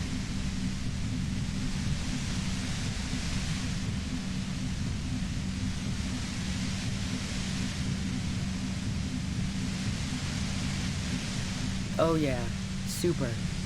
But I didn't think too much of it at first. I'd seen her party hard before. This woman has seen people OD.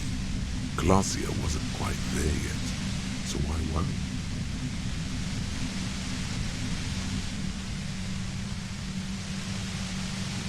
No, I really didn't. She's not that easy to read. I just assumed she'd done too much blow. It wouldn't be a first for her. But no such luck. She was in some deep shit. She asked me to come upstairs. The merc she'd been going with was lying on the bedroom floor, dead. I knew she couldn't get the authorities involved, so yeah. You made it look like he'd been hanged.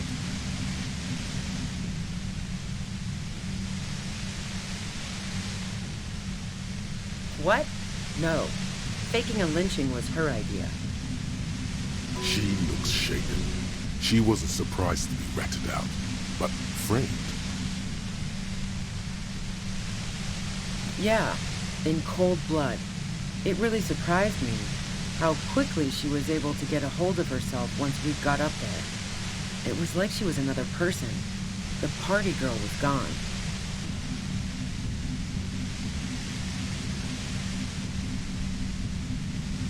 She asked me to help her drag him into the shower so she could wind the shower head around his neck to fake lividity. Then she dressed him while I went to get the Hardy Boys. Glacia knew exactly what she was doing. You can't remain calm under pressure otherwise.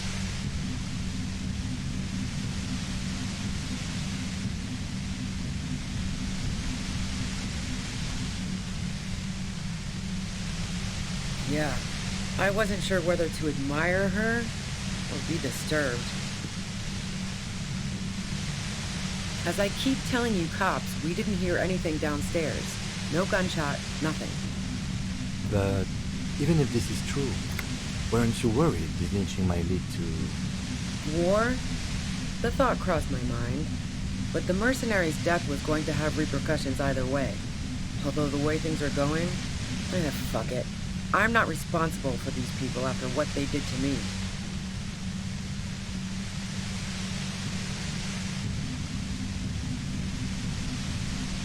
What bunker? Don't know anything about it. No one's been around since I set up camp. But I'm sure I'm not the first vagabond to... Unforgettable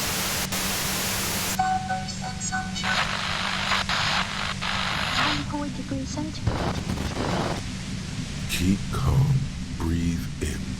After the pain recedes, it's a little clearer.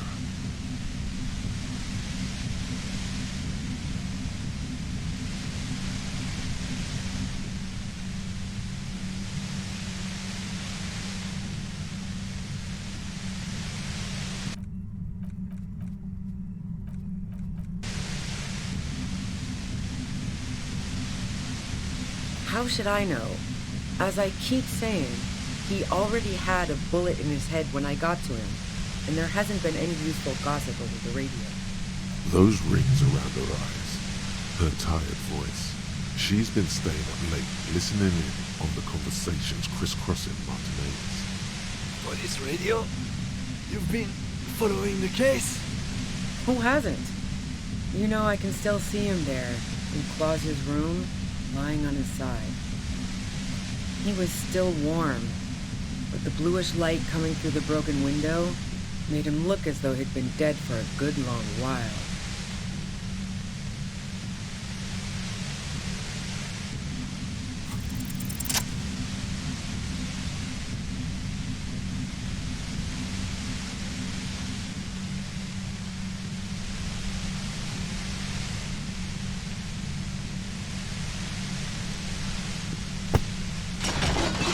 You did it.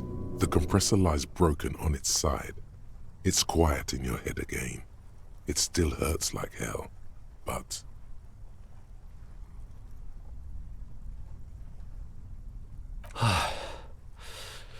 All good, officer. Be careful. She looks at the machine, assessing the damage. Her hand trembles. Oh, fuck it.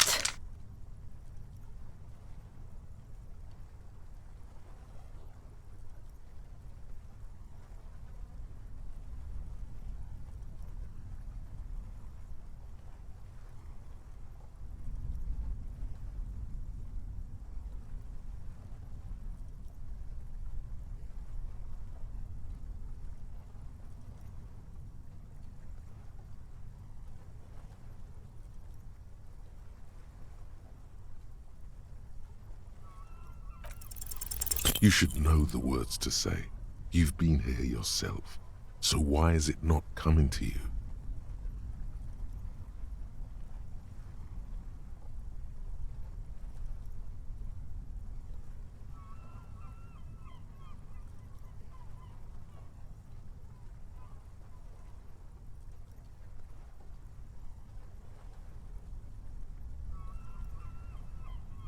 Because you've been going around pointing a gun at yourself, trying to answer the same question in vain. Her finger squeezes the trigger now.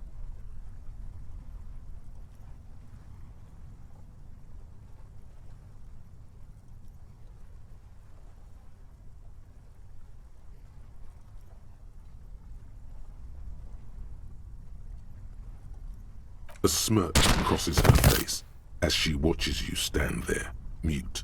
Then she exhales sharply, shakes her head, and pulls the trigger.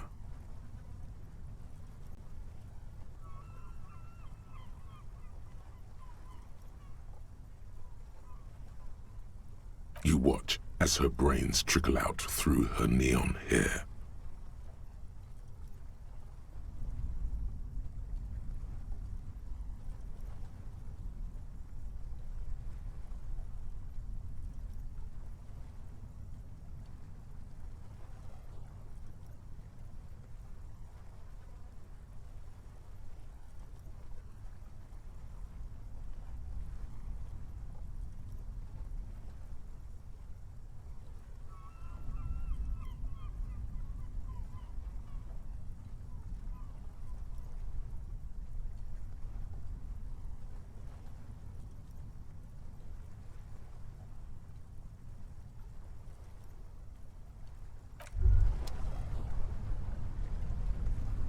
You feel something in your chest, an unnatural pressure. It's spreading to your left arm, your jaw.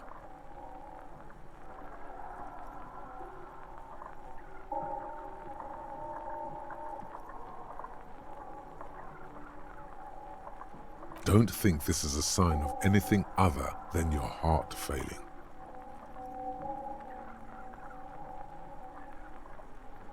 All you feel is pain and weakness. You have to surrender now. We all do.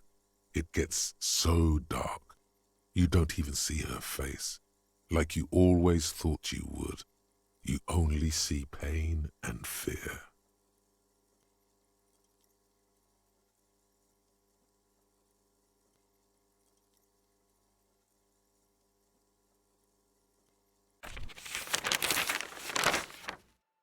Cop suffers final heart attack. A detective lieutenant of the RCM passed away yesterday.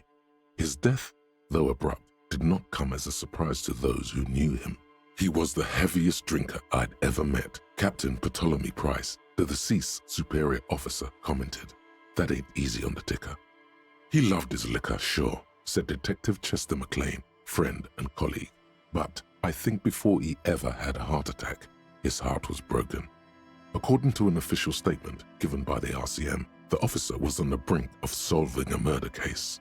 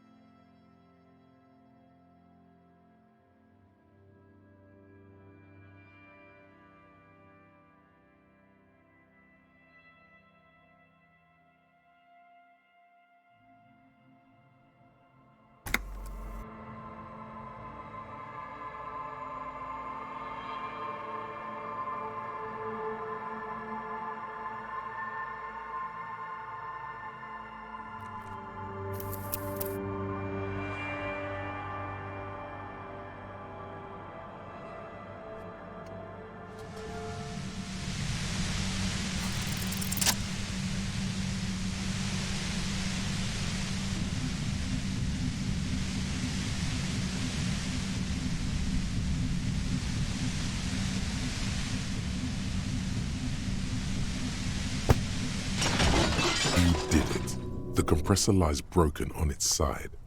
It's quiet in your head again. It still hurts like hell, but...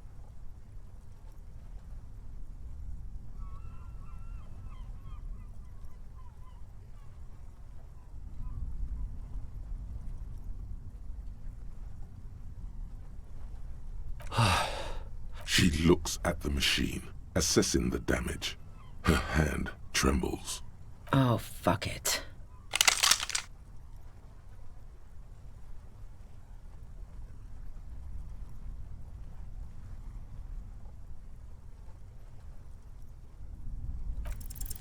She's truly desperate. She thinks she has no other options. You need to give her options.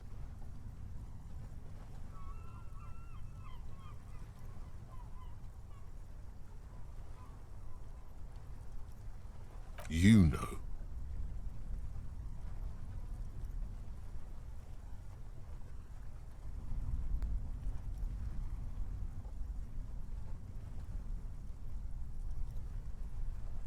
This is how you talk her out of it. It's the only scenario in which she lives.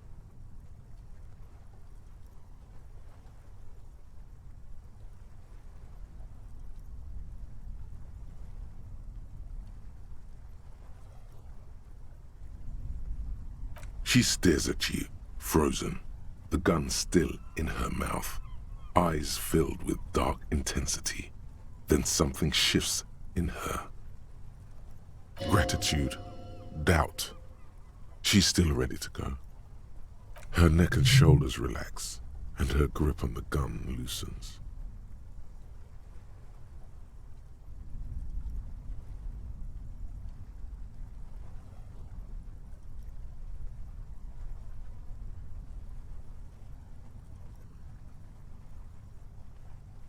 She runs past you, then past the lieutenant, and disappears into the darkness of the tunnel.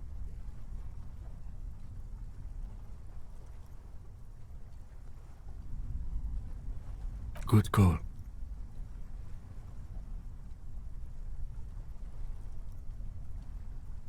Yeah, I'm sure. I would have done the same had I not been incapacitated. He couldn't take it like you. It irks him. Then he gets over it.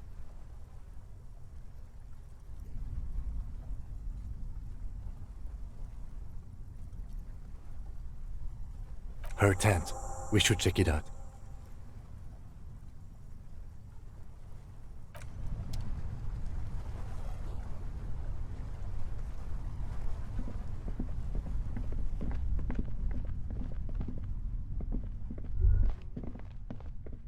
Ratan! Now is the time!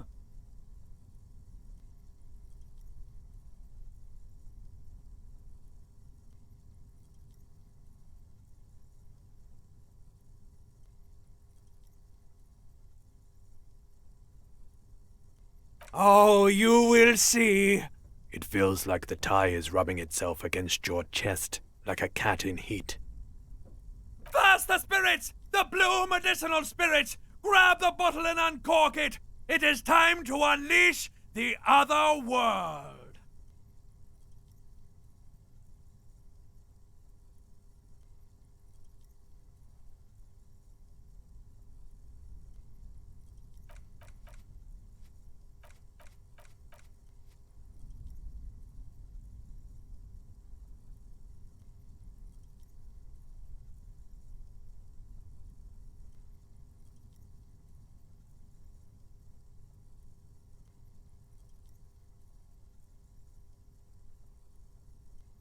Hush, hush, Bratan! Now is not the time to celebrate. Now is the time to get ready! Trust me on this! This is what it's all been building towards! It's gonna be off the hook! Off all hooks!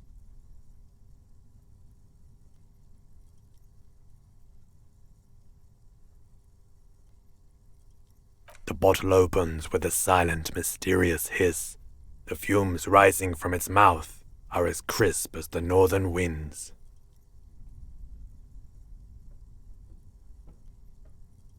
Howling somewhere, lashing the boardwalk with brine and rain. An ancient warmth crawls under your skin.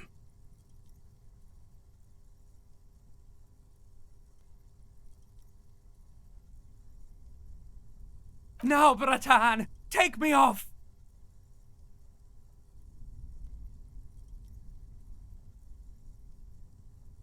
Bratan! Have I ever lied to you? Just take me off! Your fingers manage to undo the oily knot, and the necktie slides off. It looks so frail sitting there in your hand, weighing almost nothing. Now, put me in the bottle!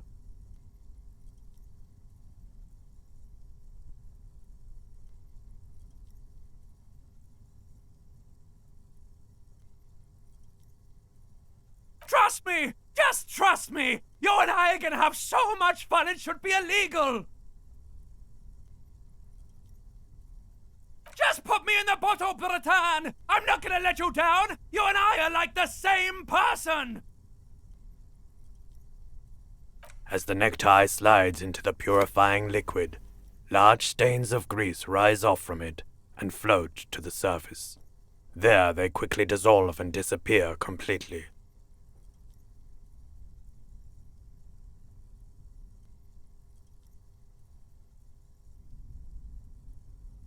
Cleansed by the blue spirit fire of 98.7% pure alcohol, the fabric looks almost new again, no longer like a disgusting worm of the lower intestine, but like a colorful and deadly poisonous reef snake of the Insulindian Ocean. The necktie floats in the bluish liquid with almost unearthly grace. There is silence. There is silence.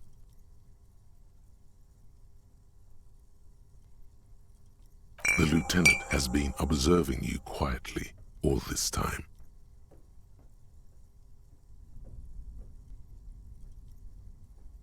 He's struggling to keep silent, but finally seems to give up. I've got to ask, what are you doing?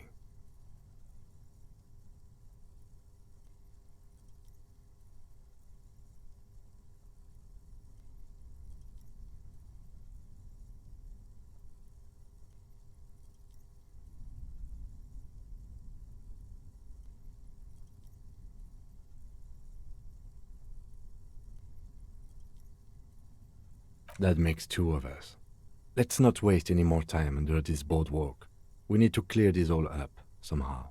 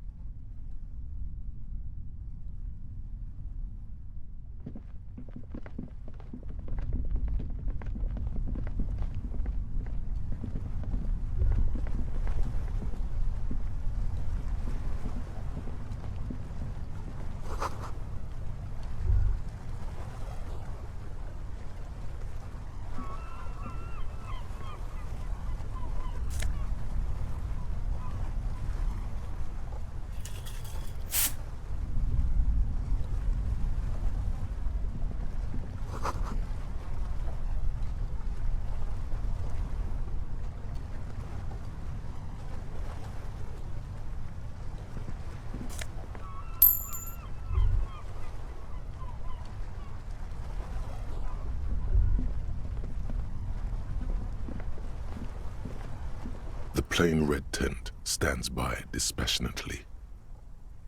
The tent looks old but well maintained.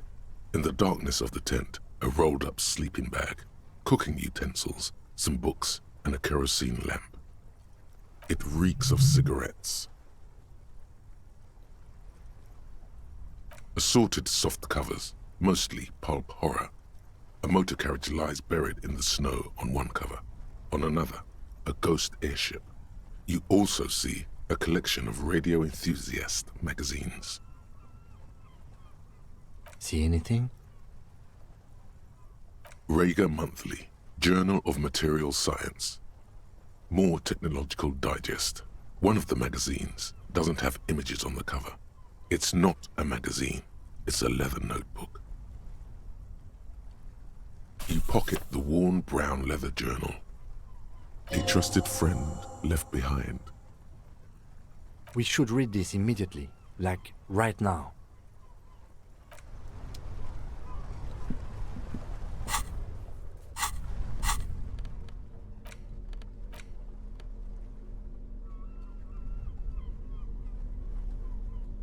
A thick journal.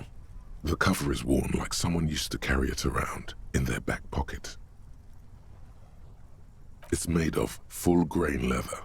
The lower left corner of the back cover sports an embossed brand name, Schneller.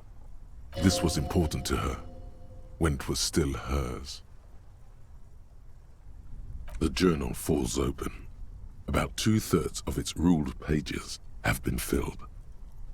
The large cursive of someone who writes quickly and confidently. Perhaps too confidently. Many phrases and even paragraphs have been crossed out, with tiny corrections scrawled above and in the margins. It's a mix of logistical notes, diagrams, and personal reflections, all dated. It's good she left in a hurry. We could learn a lot from this.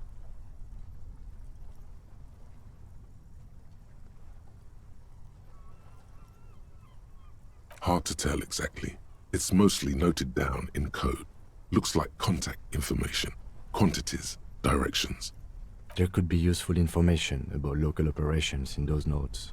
We have a junior sergeant at my station who's good with codes. I can give this to her after we finish this. Esoteric radio technology. The most recent ones probably pertain to the latitude compressor, sketches, calculations of distance and density. You make out a familiar spiral shape. Short, wry observations of people and places, probably a way to pass the time on the road. Also, what appears to be attempts to sort through some difficult decisions. There are a few passages with many questions in them. Staff issues, always tough on the leadership. You smell traces of betrayal. The first entry is from August 2nd of last year. It reads simply, I know my position is precarious. All I can do is make myself as useful as I can while looking for a way out. Remember, no one is indispensable. Nothing on March 4th. March 5th, though, well, that's bound to come back and bite me in the ass. I'm bad at this. Loyal to a fault. But that's another matter entirely. You have no idea what she means. These are personal notes. Don't expect to understand all of it.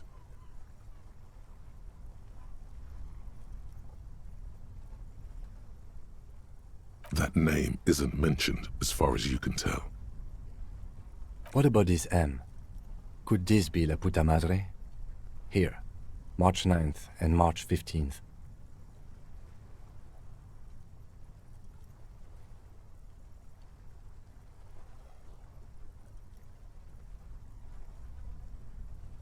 Great. M's peon is coming to town, no doubt to investigate the lynching, but also, I feel it in my gut to finally put a bullet in my head while I'm napping in my lorry or on a smoke break. Well, I won't stick around just to twist my own neck by constantly looking over my shoulder. Then again, isn't that what I've been doing ever since I got the call? Were you supposed to find her, even apart from the investigation then? On M's request? No, you wouldn't do something like this. This must be a mistake.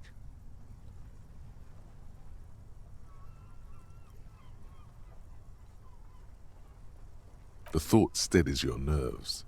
The journal stops shaking in your hand. Been holed up here for 3 days now. I'm used to being alone and all, but I don't know when I'll be able to leave, or if I'll be ratted out. They will rat me out, of course. I've made it a point to believe in the best in people, the boys, for example. But experience tells me. Did M feel truly betrayed by me? I was feeling threatened. He'd have to know if he threatened people, they'd take measures to protect themselves. Even I know that. Economic measures first of all.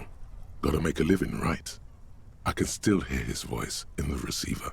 Taste the plastic. The entry ends abruptly.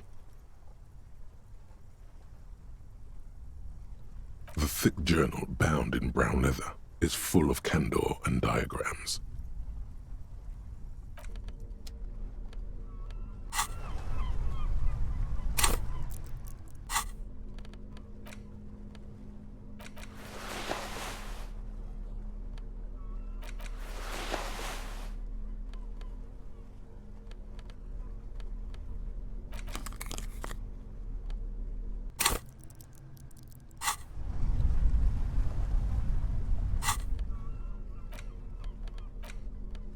The thick journal bound.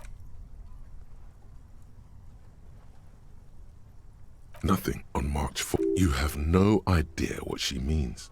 These are personal notes. Don't the thick journal.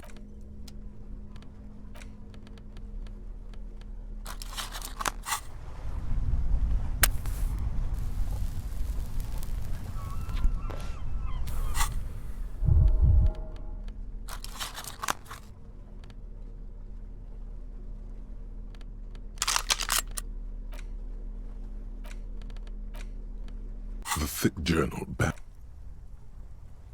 Nothing on Mark. She is referring to betraying her previous employer. Does this suggest she did it in self-defense?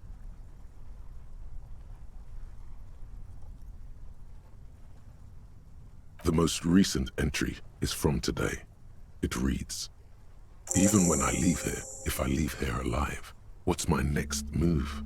Staging a lynching is a crime, even if I'm not accused of murder on top of that. Forever on the run. Not really my idea of the open road. Man, I was really looking forward to winning." It looks like she might have been framed. That would be a first, or a fourth. But who's counting, he thinks. Very rarely does anyone actually get framed.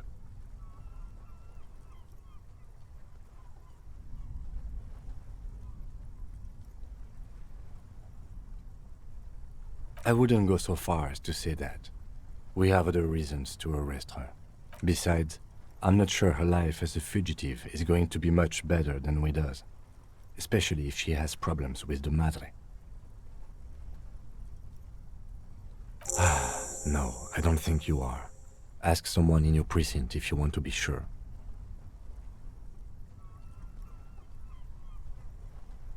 He truly does not believe you are. Perhaps he shouldn't be so trusting. His trust is well placed. You aren't. You can feel it. Could have been Titus. Then again...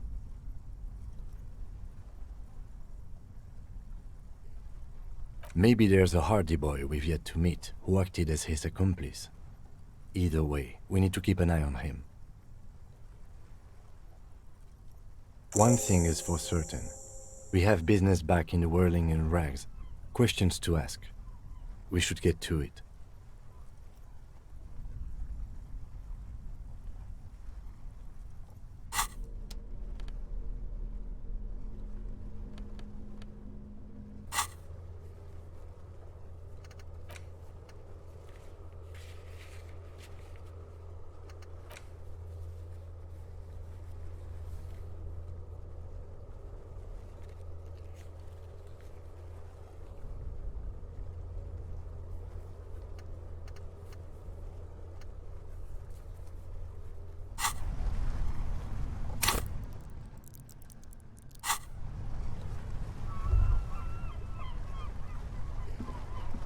The plain red tent stands by dispassionately.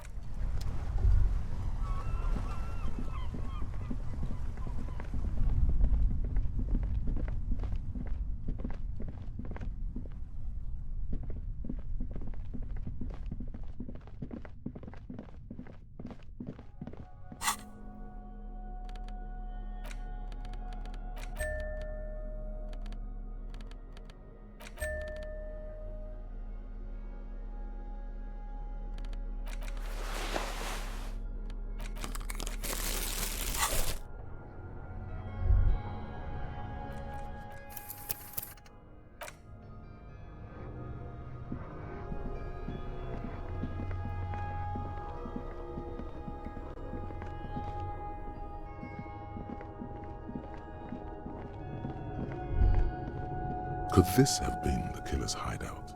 And this narrow window, the point of origin of the shot that killed the mercenary? The lights of Martinez shine coolly in the clear night. It's a great place to hide, and Mazovianism and murder are certainly not mutually exclusive. But there hasn't been anyone here in ages. Indeed, no one could get a clear view. Well, at least we've been thorough. I like thorough. The lieutenant's voice betrays a slight disappointment, which he glosses over by reasserting control. In fact, I think we're done with this bunker. After you, officer.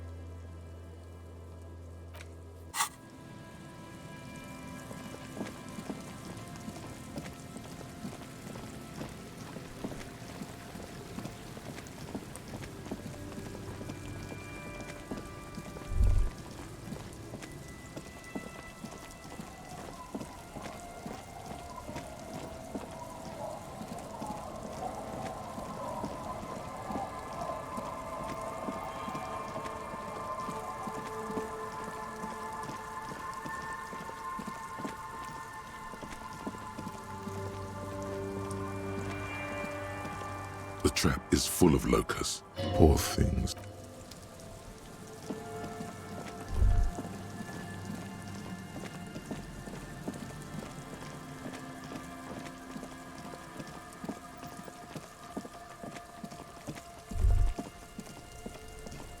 I'm all out of shits to give, loincloth. Welcome to the fucking reckoning.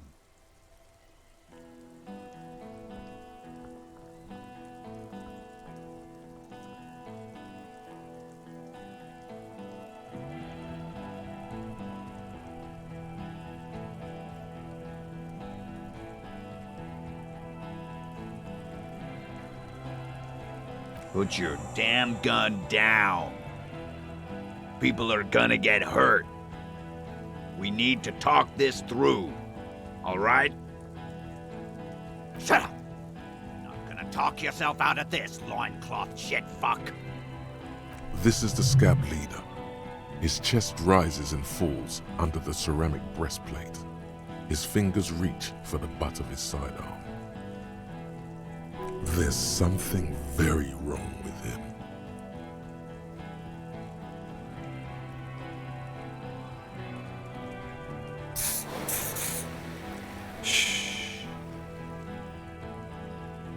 This is a misunderstanding.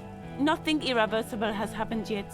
You can just return to your unit and forget all about this. The Kipt is merciful, willing to spare us if we just forget about our murdered and humiliated commander. I think we should just kill everyone, Courty. You are all drunk. Come to your senses. You won't gun down 7 people in the middle of the street. This isn't a frontier town or a jungle outpost. Easy, Lizzie. Let me handle it.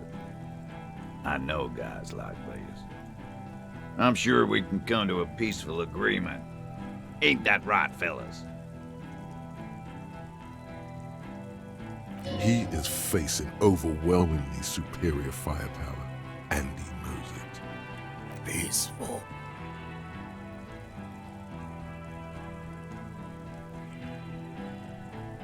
Nest in your abdominal cavity like a little wild mouse. The masked man's words are barely intelligible, but you can hear them. Fuck, there's a third one. How did we miss something like this? The lieutenant is genuinely worried for his life. You should consult him before getting in there.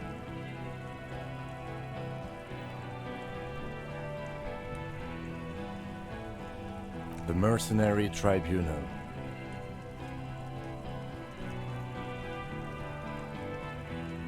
If this turns into a firefight, we should take him out first.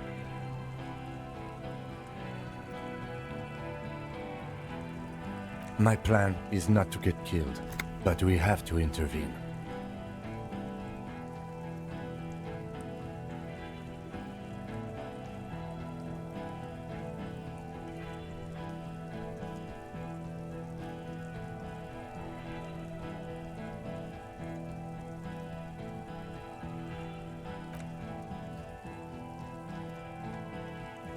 Get lost, comedian.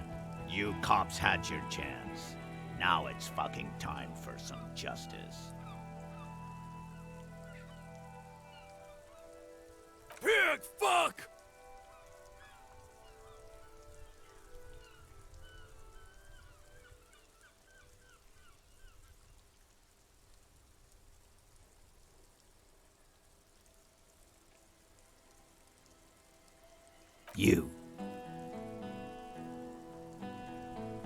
You're probably gonna get killed too.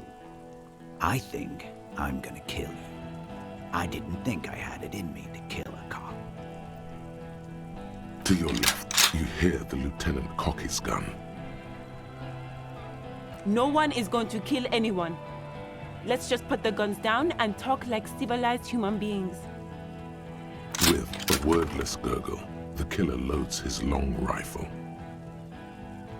The leader gives a small nod to the helmeted man. You feel your fists contract as you stand there between these men, all carrying real weapons.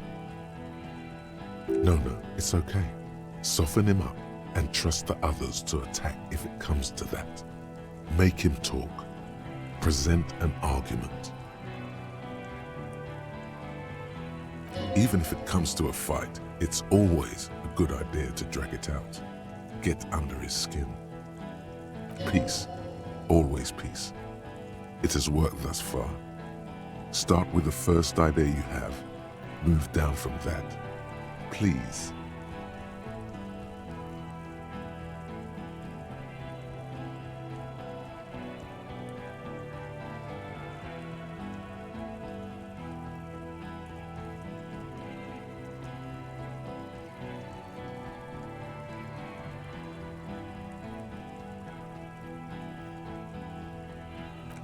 Yeah? Who did that? You should implicate yourself. Throw yourself onto the embrasure. Chest first.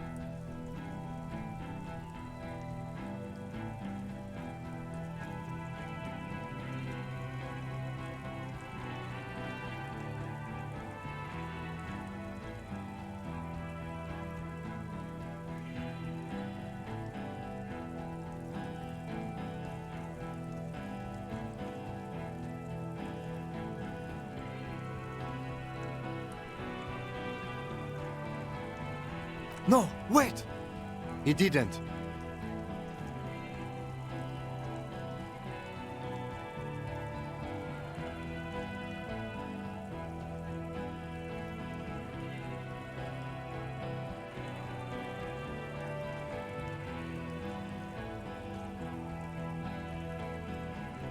You think this is funny? What if I just shot one of your pals here for fun? Huh? How about the kid? That'd be fucking funny. Listen, please. This cop and this drumhead cop marshal won't decide who...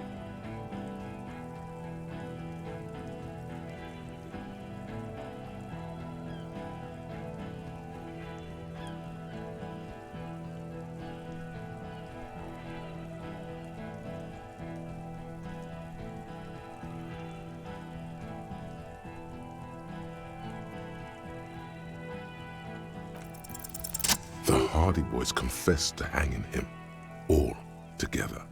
Titus said, we took him out back and hanged him. He said it loud, in a public place.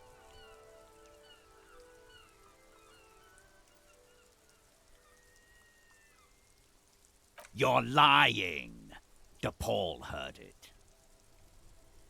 You heard wrong. She and these men have been helping us find the shooter.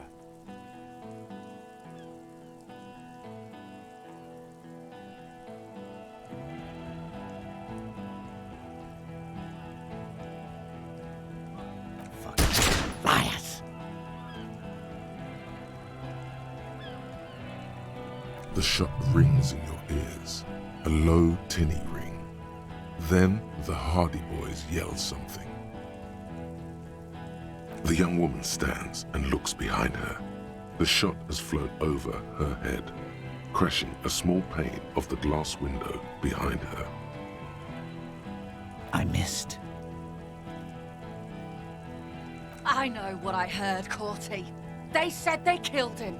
They said it was a good way to end a Sunday night. That doesn't sound good.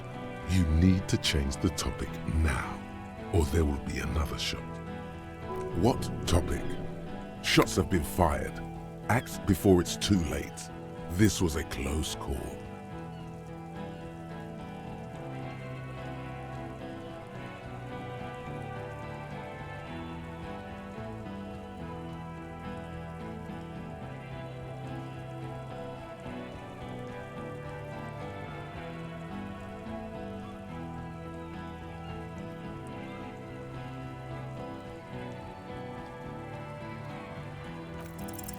All right, here we go.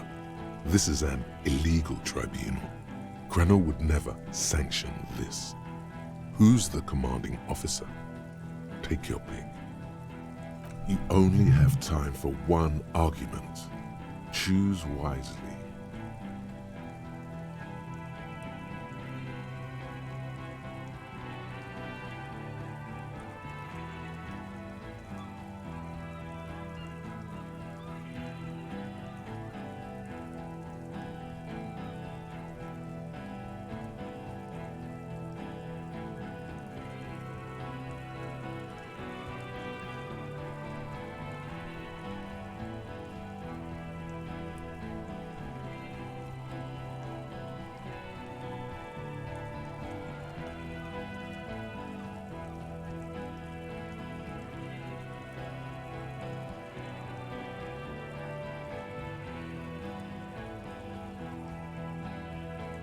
Pups! You have no idea about the rights Crenell extends to us.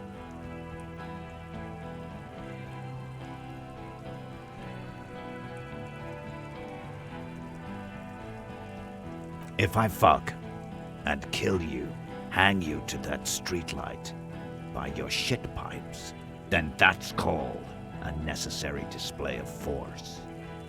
No one's going to give a shit about dead loincloths. That's reality. Okay, it's not much, but he's thinking about something else, and his hand is off the gun. This did something. Now fire. Fuck them up. Do it. The muscles on your back tense up.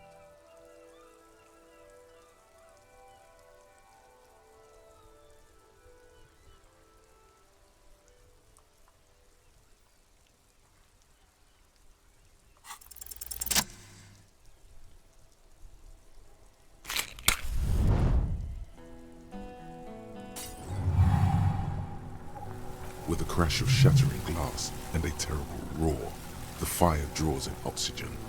The bomb hits the mercenary in the chest, swallowing him in flames as he staggers backward.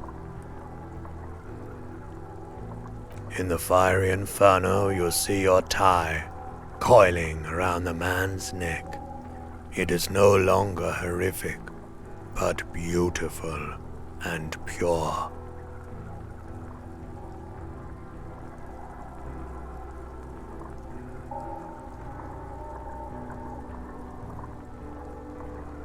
I only ever wanted you to have fun, Harry. It calls out to you one last time.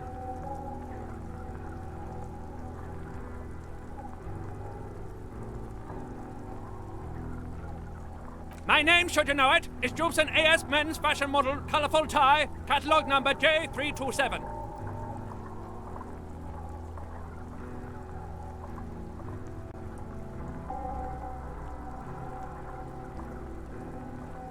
One day a sad man walked into a clothing store. He looked really darn like he hadn't had fun in years. He needed someone to show him how to rock and roll again. Jubson AS catalog number J327 shone on the tie rack, trying to get his attention. The sad man picked it up and put it on. He looked at himself in the mirror, didn't smile.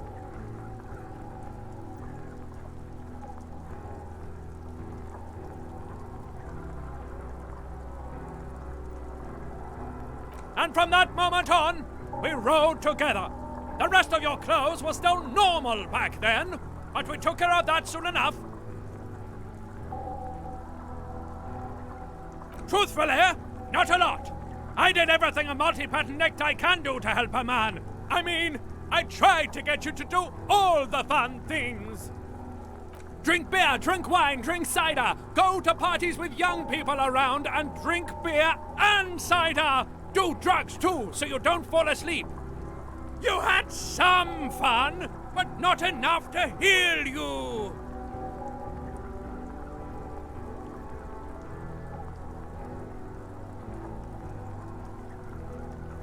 Your heart is broken, Bratushka, and it cannot be mended. Believe me, I've tried. No, you're going to be mowed down by gunfire from the 2 remaining mugs. So no, not forever.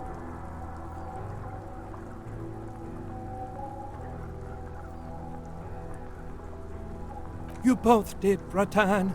Deep down, you know it was both of you. No, it was her mostly. Don't lie to him, Necktie.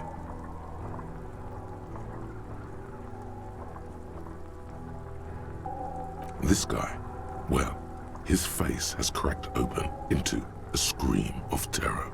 It looks like he's performing some sort of a shamanistic dance that requires you to be on fire. Yeah, his body contorts in a very disturbing manner. There's no mincing words with this one. He's dying a horrible, painful death as you're talking to your tie in your head. Smells like a steak on the grill, the burning flesh in your nostrils.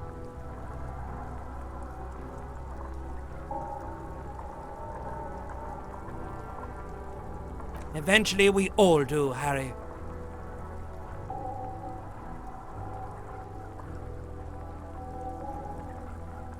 See you on the other side.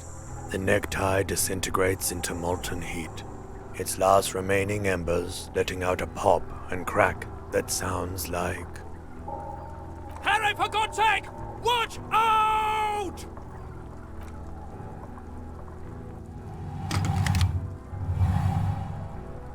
To your right, the killer raises his rifle and takes aim at you. His moves are steady, but the long barrel of the rifle sways slowly.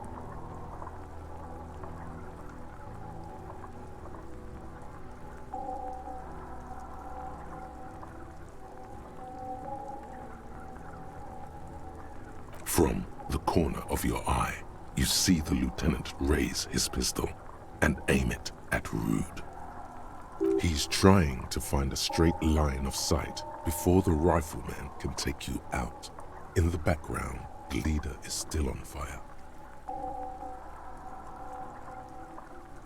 You stare down the barrel of the gun. You see Rude's mask behind it, his eyes in the slit of the helmet, like a camera lens, focusing on you. God, you're so frail. Too frail to think further. Time is running out.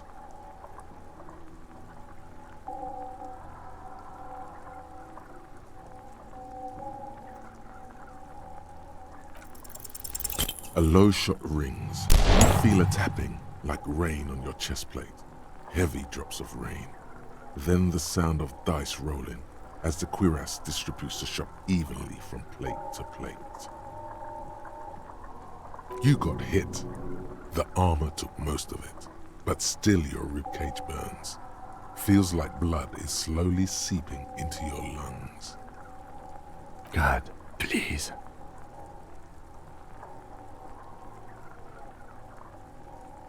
He's aiming for the eye slot in Rude's helmet. An extremely difficult shot. 2 shots ring at once. One from the lieutenant's pistol, and the other from Debauched.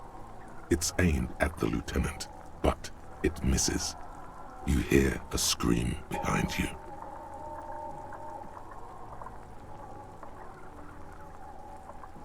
Blood gushes from the helmet's eye sockets as Rude staggers back, disoriented. The sounds coming from his helmet are not human. An unbelievable shot from the lieutenant. Glenn, dying in a puddle of blood behind you. His mangled torso has 2 gunshot wounds. Blood gushes out of them like red geysers. Oh God, watch out! You see 2 crazed eyes stare at you through the burning meat and the flames. With his face boiling off, the man raises his pistol at you. Then he squeezes the trigger.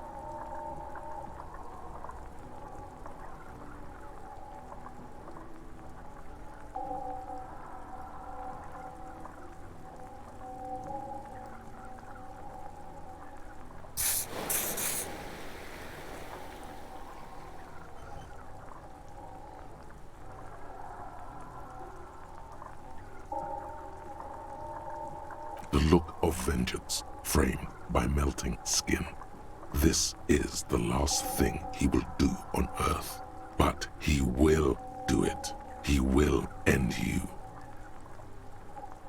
Here it comes, death.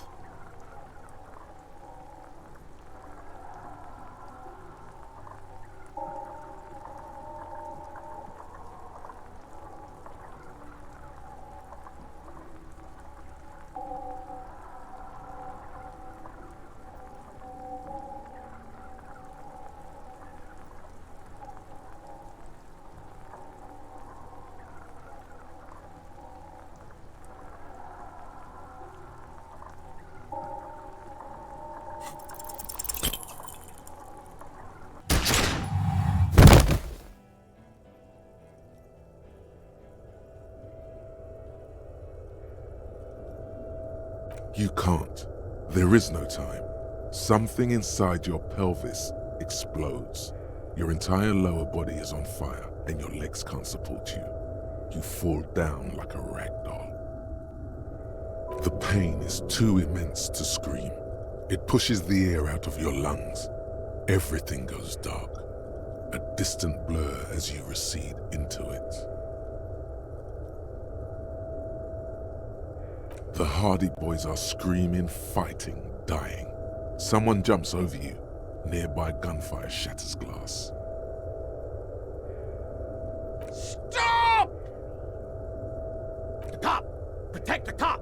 He's down!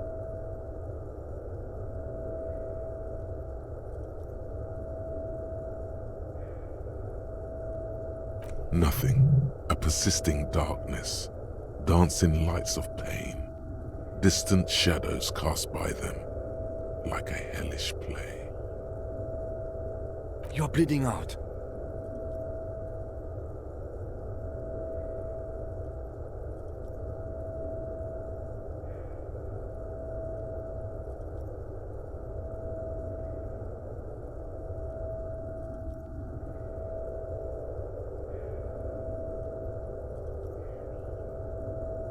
Yes, keep talking. Stay awake. Look at me. But you can't. It's so hard. Your eyelids grow heavy, and the sounds ever more distant. And a cold comes over you. The lieutenant, too, is somewhere far away, almost gone, when suddenly you sense something behind him. A slender white shadow towering. Someone stands there, raising her pistol at him. The lieutenant does not see it. He's pushing down on your wound with both hands.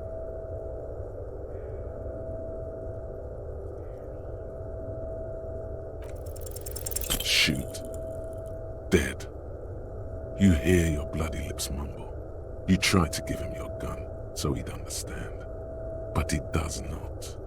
He doesn't look into your eyes and see the fear there. He just shakes his head, still crouched over you. You hear a distant gunshot, velvety smooth. A red circle has appeared on the lieutenant's jacket. It's growing fast.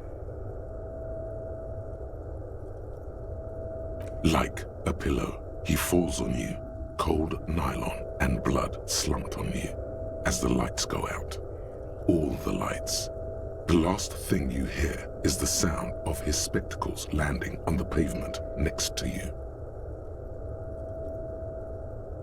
This is death. One more door, baby. One more door. Kim, there is no Kim. There is no fight. It's over. It was. Have mercy on yourself. Take the door. He's not taking it. His body is not taking it. Oh God, no. He's not disintegrating. He's swelling up instead. Over the hours. Hurting. Moaning in his sleep. And rotting. And being disinfected. And smelling of drugs and feeling saliva in his mouth. Drifting in painkillers. Thrashing in his wound sleep. He can't go. Not before the case is solved. There is a radio in the distance. A radio of the world. Playing sounds. Good morning, Elysium. Soon you will return to the world.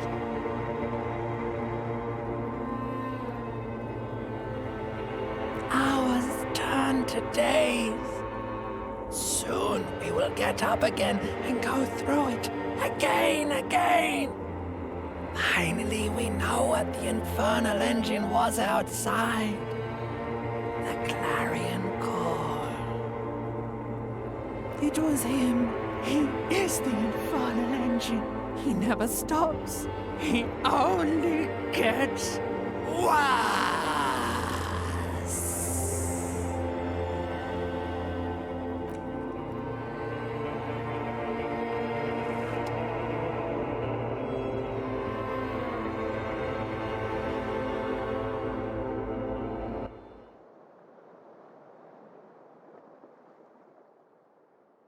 You see Kuno's familiar shape in the found pants. It turns double, then triple, from the pain. He says,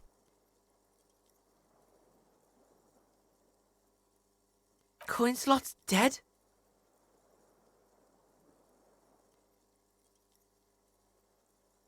you can barely hear him. The pain is so bad.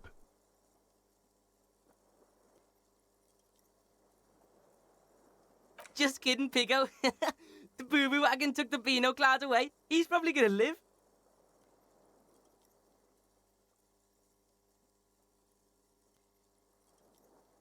To the hospital, fucktard. Should I to keep up with Kuno?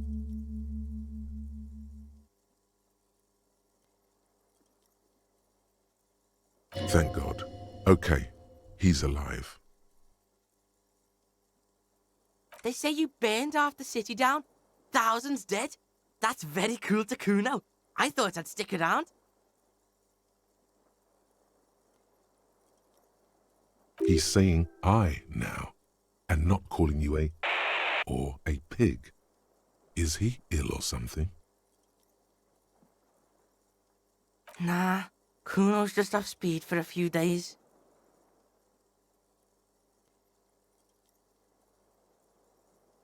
Being off speed makes Kuno sad. Makes Kuno think about shit.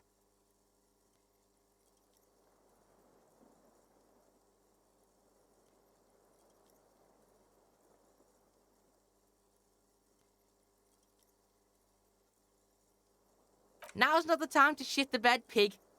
Come on, Bacon Man. Kuno's gonna help you hold your shit in. Sounds like he's all right after all.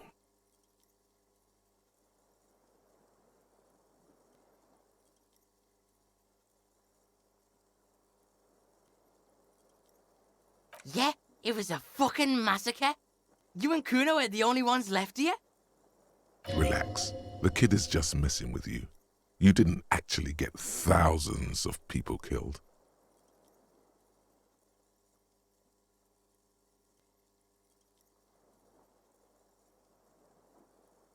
Baby Beard was in here. Was probably a bitch to clean this shit up. Yeah, fucking Baby Beard. Cleaned all your shit up. He's like your fucking mum now or something. You tore some shit up there, pig. Got shot too.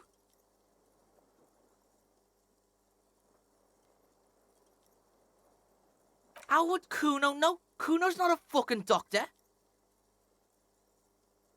Pretty fucking bad, Kuno thinks. But you're one lucky pig. The doc took the bullet out and said you'll live. You got shot in the shoulder too, but luckily you were in that fancy teapot and it took the hit for you. Are your legs attached to Kuno? Can the Kuno move your legs? The fuck should I know? You can walk. If it's possible, then by pure willpower alone. You're a psycho-locomotor.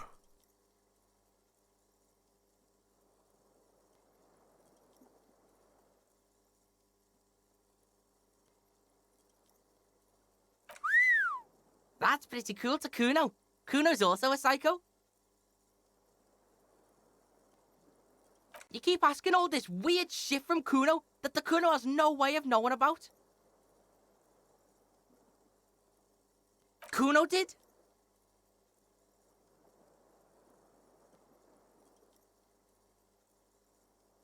Yeah, some cunt from your station came over and knife fucked you when you were sleeping. Nick's Fuckleave, I think he was called. Said he was a doctor, then fucked off and told me to phone him if you shit yourself. Nix Gottlieb, station medic, throws a bag containing a small bullet into the medical waste disposer. Then he pops some caramel candy into his mouth and says, "Next." There's a line behind his door. We're detecting druamine in your bloodstream. It's a potent morphine-based painkiller. The good doctor must have given you some. It's gonna suck when it wears off. Why, in the name of fuck, would Kuno be it? Kuno's fucking smart. Kuno wasn't in that fuck pile. Kuno knows when shit goes south, unlike you.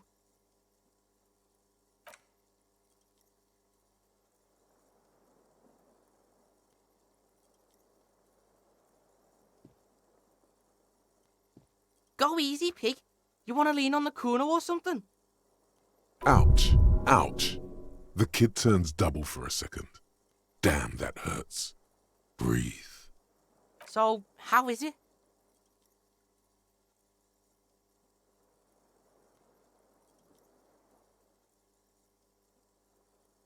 Kuno can see you trying to shit him, but Kuno's unshittable, so fuck does Kuno care?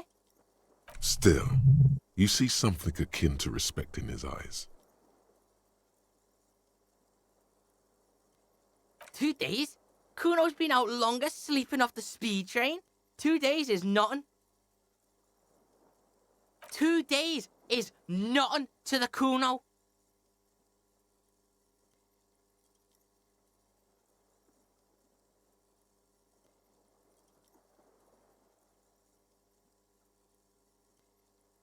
Some of those Union goons got fucked. Now the whole harbour is in lockdown. Even Kuno can't get in there.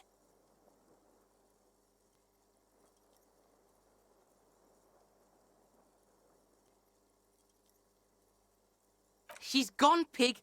Kuno saw her take off before you started all that violent shit. Had a suitcase and shit. What? You don't believe the Kuno?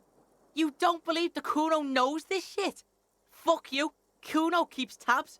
Bitch is out of town. Who would have thought? Perhaps you should have arrested her.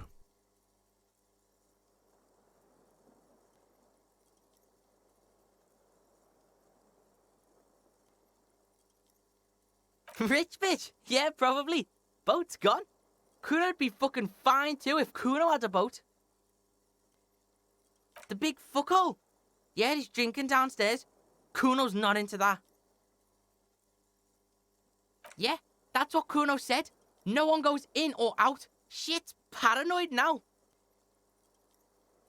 No problem. Kuno shares the info.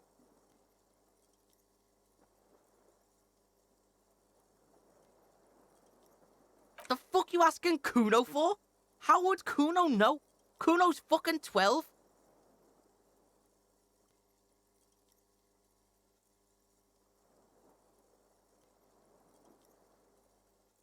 Tough shit, pig.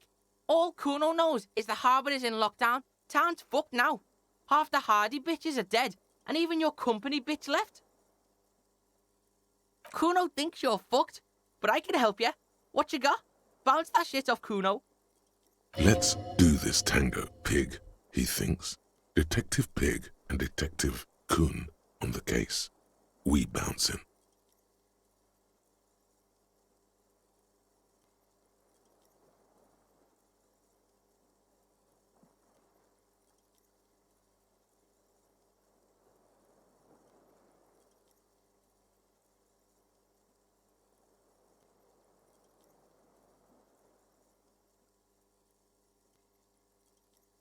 Yeah, what? What bells?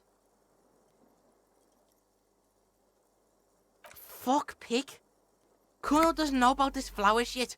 Kuno's not feeling it. He's wrong. What does he even know? Sure, pig, sure. You better have more than some fucking roses if you want to bust this. Huh? That could have been there for years. Kuno thinks it's a dead end. You want Kuno to be a yes man? Or you want me to tell it like it is? Walls are full of holes here, pig. Even Kuno knows that. There are fucking footprints everywhere, pig. Pigs are too into this footprint shit. Kuno just saw footprints outside on the sidewalk. Yeah, that sounds real to Kuno. Forensic shit? True crime shit? Let's check out some crime scenes and assess shit. Pig style? Anything else? He's genuinely impressed. But that's mostly to do with how scientific that percentage sounded.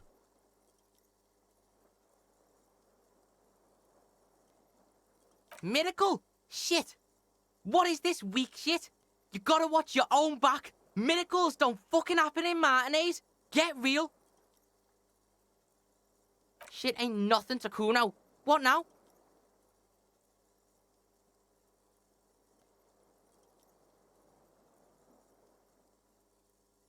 Will Pig, you ready to walk, Will Pig? So, listen, Pig. Kuno's been thinking about shit and, Kuno's coming with you. Help you wrap this shit up, final style. Asking for something, even asking to come along, doesn't come easy for him. Final style. You fucked everything up. Now Kuno's all you got. Terminal Kuno. This scene is dead. Kuno's out of here. Might as well be a pig. Big up fucky fingers on me way out. Drug asset detected. Look at him. Life hasn't been easy on him. You want to drag him along and put him through more shit? Your shit?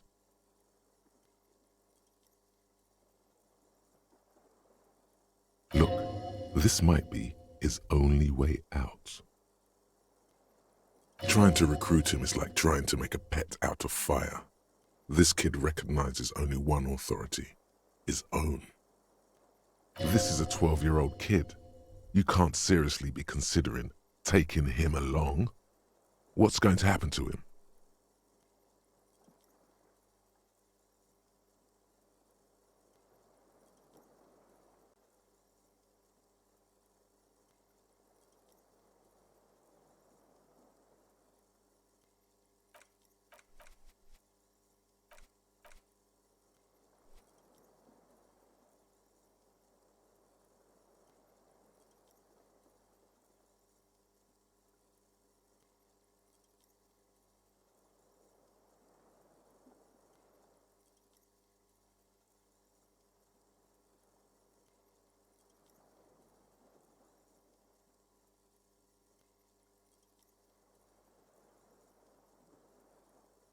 Accepted the Kuno like a motherfucker.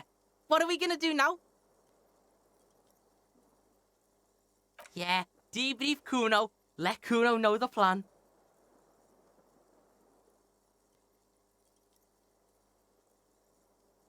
That sounds like a hella shit plan. You asking Kuno to come along to your shit show and you don't even know what to do. Fucking check your pig journal or something. Come on.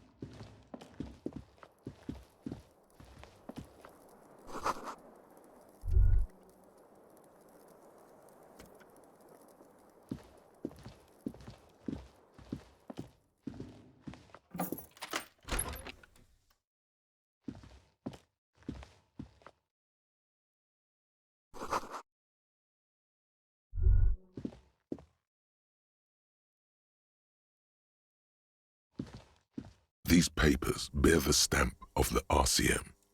They appear to be fragments of the lieutenant's paperwork, half finished. You make out notes on this and other recent cases.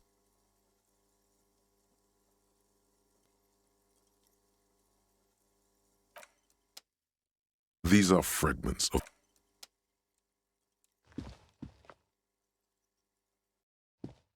Talk to Kuno.